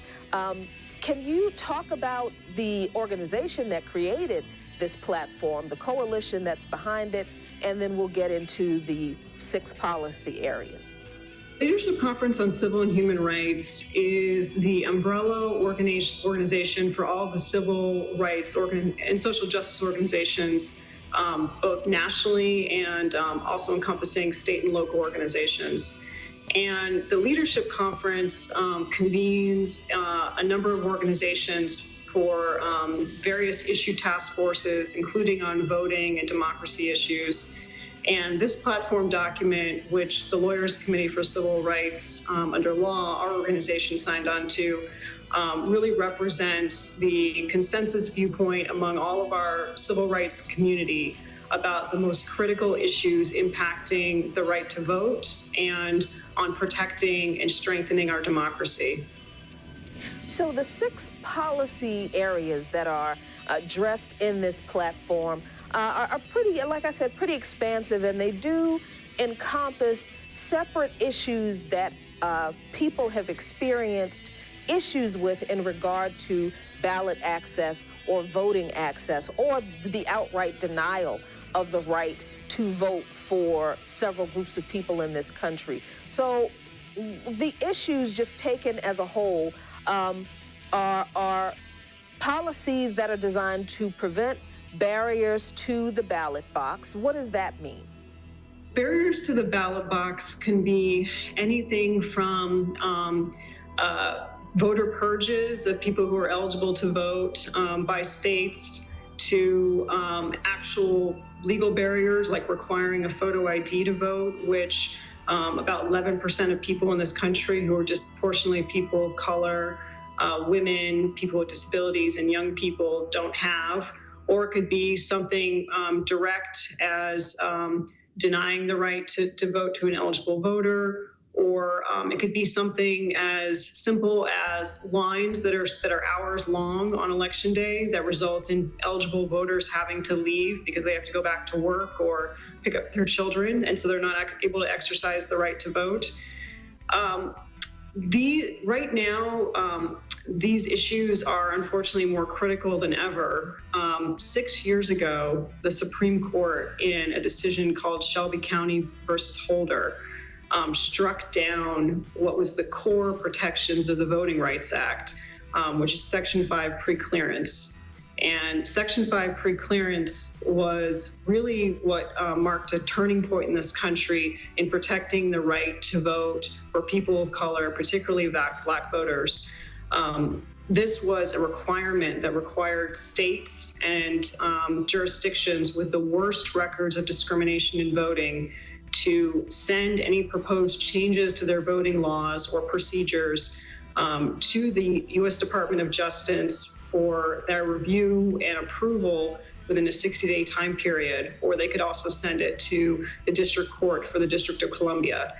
And this really marked a turning point in voting rights in this country because for decades, after the franchise had been extended to people of color, there were Jim Crow laws that created barriers to the vote, like poll taxes or literacy tests. And every time a law was challenged and struck down, a new discriminatory law would come up in its place. Or there would be other tactics derived that would be slight variations on tactics that had already been deemed illegal and discriminatory by a court.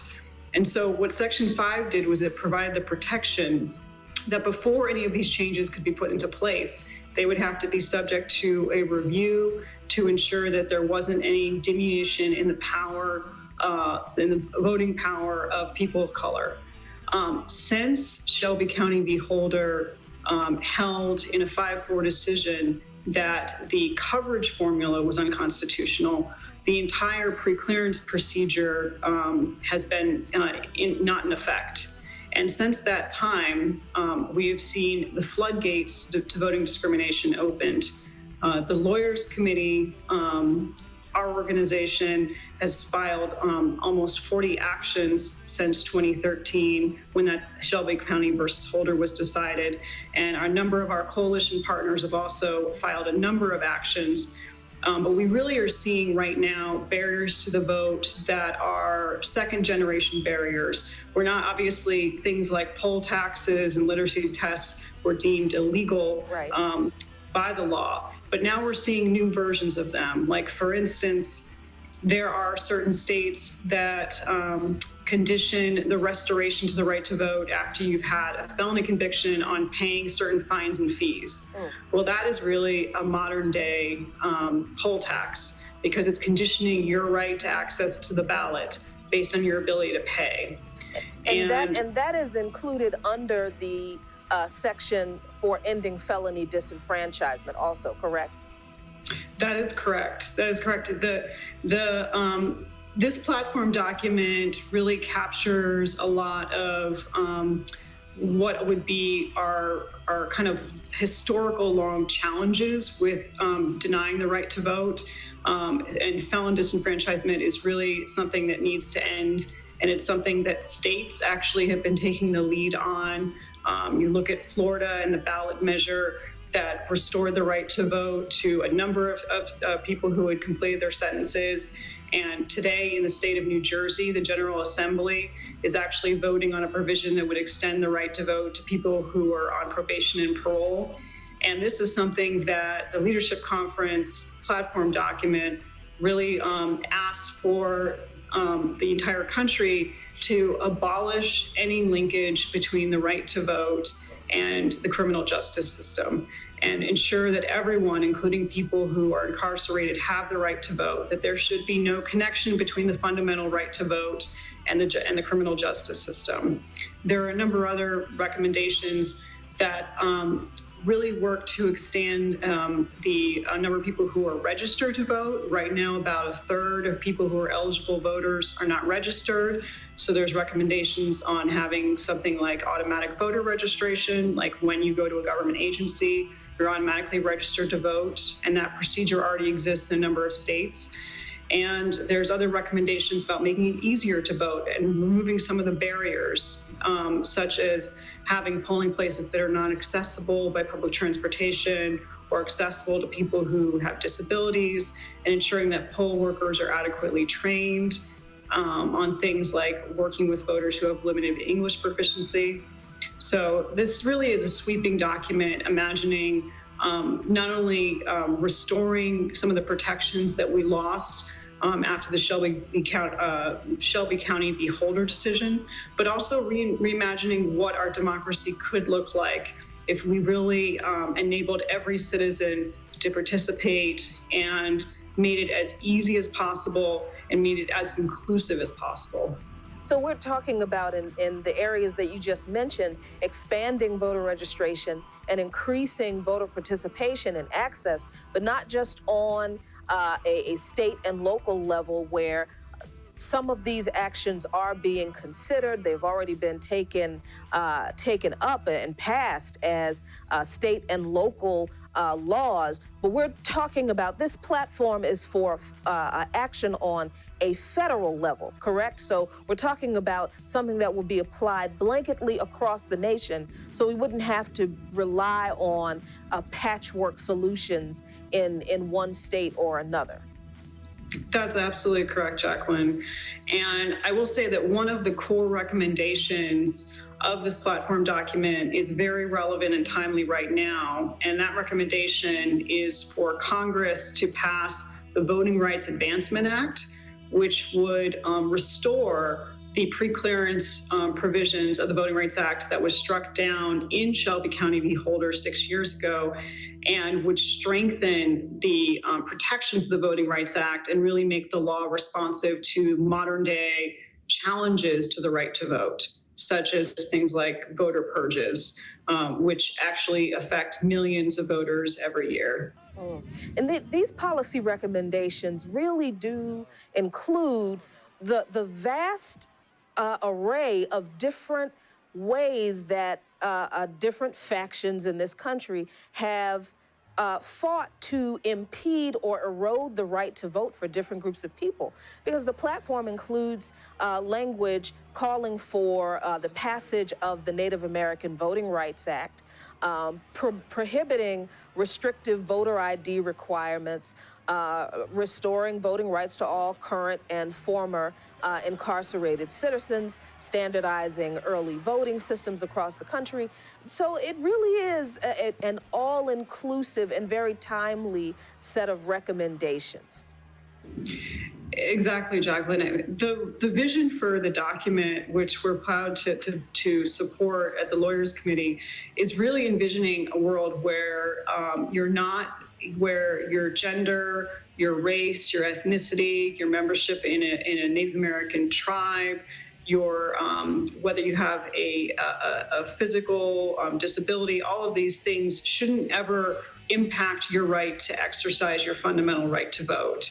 And this is really something that's core to not just ensuring that all groups of people, particularly people of color who have historically been excluded and had the right to vote be challenged at every turn, but really envisioning a world where all of us have an equal say in our democracy, and it impacts not just this policy platform doesn't just impact the right to vote, it impacts all other policy areas, because the right to vote, as the Supreme Court has said, is the right that is preservative of other rights. And that really means that when we exercise the right to vote and we cast a ballot for our candidate of choice, we're really expressing our preference for the kind of elected official we want to represent us on a number of other issues. And it is through the right to vote that you've seen an enormous expansion of elected officials who are people of color, who are women, where you've seen now this United States Congress having the most diversity in our nation's history. We're really, the right to vote has really been critical to expanding not just participation, but really political and electoral power that results in policy changes that ensure that every one of us has an equal opportunity for our individual and our community's voice to be heard. Now, I want to call attention to one particular section of proposals in this policy platform, Demelzia, strengthening election security. Now, I ask you this because I'm interested in what your response would be to what might be criticism to parts of this section.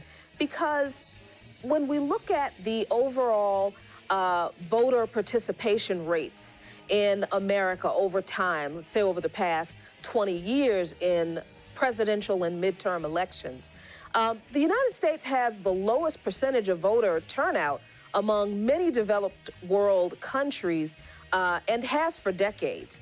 So why in this section on ensuring election security was Russian involvement and influence a focus of efforts to secure elections for this document, but Russia may not have been involved in, certainly couldn't have been involved in 20 years of low voter turnout in the U.S.? Jacqueline, I think that low voter turnout, I think one of the key policy recommendations in the report is addressing that through automatic voter registration. Because I think some of the other nations that have higher voter registration and turnout than us, it really ties to the fact that they make it much easier to vote. They put the onus of voting registration on the government rather than the individual. So they will automatically register people and sometimes even update the registration automatically when people move. And one of the recommendations in the platform document is to have a national system of automatic voter registration, which would make the voter rolls much more efficient. It would ensure that more people were able to participate, and it would also probably create a smoother system on election day. And another core recommendation is to have same-day voter registration to enable people on election day to walk up, register to vote, and cast a ballot. And the states in the United States that have same-day voter registration have much higher participation rates, sometimes as high as 70, 80%. Okay, so that's why they call it the real news, huh? I mean, that's what Americans need, is a dose of reality. And they need to, at least hear about other people, other American citizens' reality. Too many people being thrown under the bus. And in order to get the people to rally around those people who are being thrown under the bus, you have to hear about them first, and you have to understand the issues. And quite honestly, there's a number of Americans who are just lazy.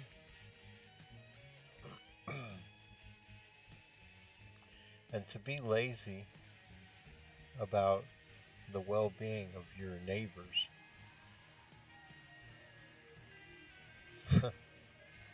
I don't know, what can I say about that? I mean, it's pretty obvious, right? That it's an awful thing.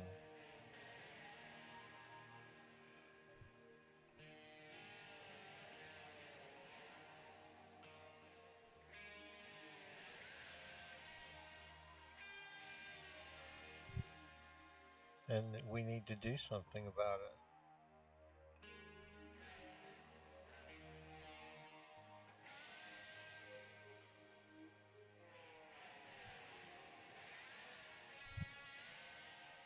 I mean, look at this. Even the poorest countries in the world, like we talked about Bolivia, are taking care of their country and taking care of each other. And it's like that segment of their population that doesn't give a shit about the rest of the people. They're just,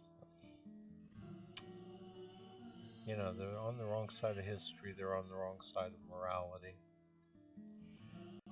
But like a country as poor as Senegal. It's the largest wind farm in West Africa.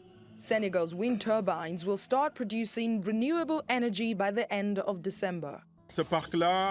Once fully operational, this park will cover approximately 15% of the country's national production. It means we can serve millions of people or millions of households, depending on which type of household we're referring to.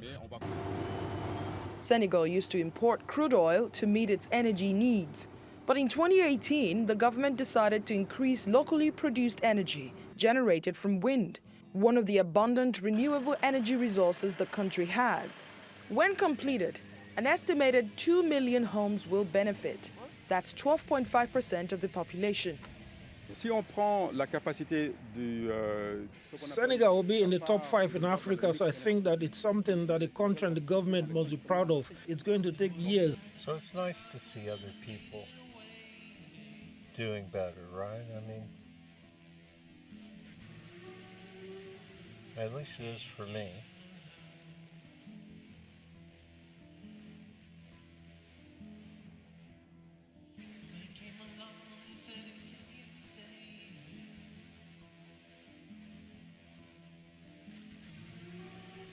So, it's been nice talking to you. I hope you all have a nice weekend, what's left of it. This is Martin Drummond with Progressive News, and I'm going to take off.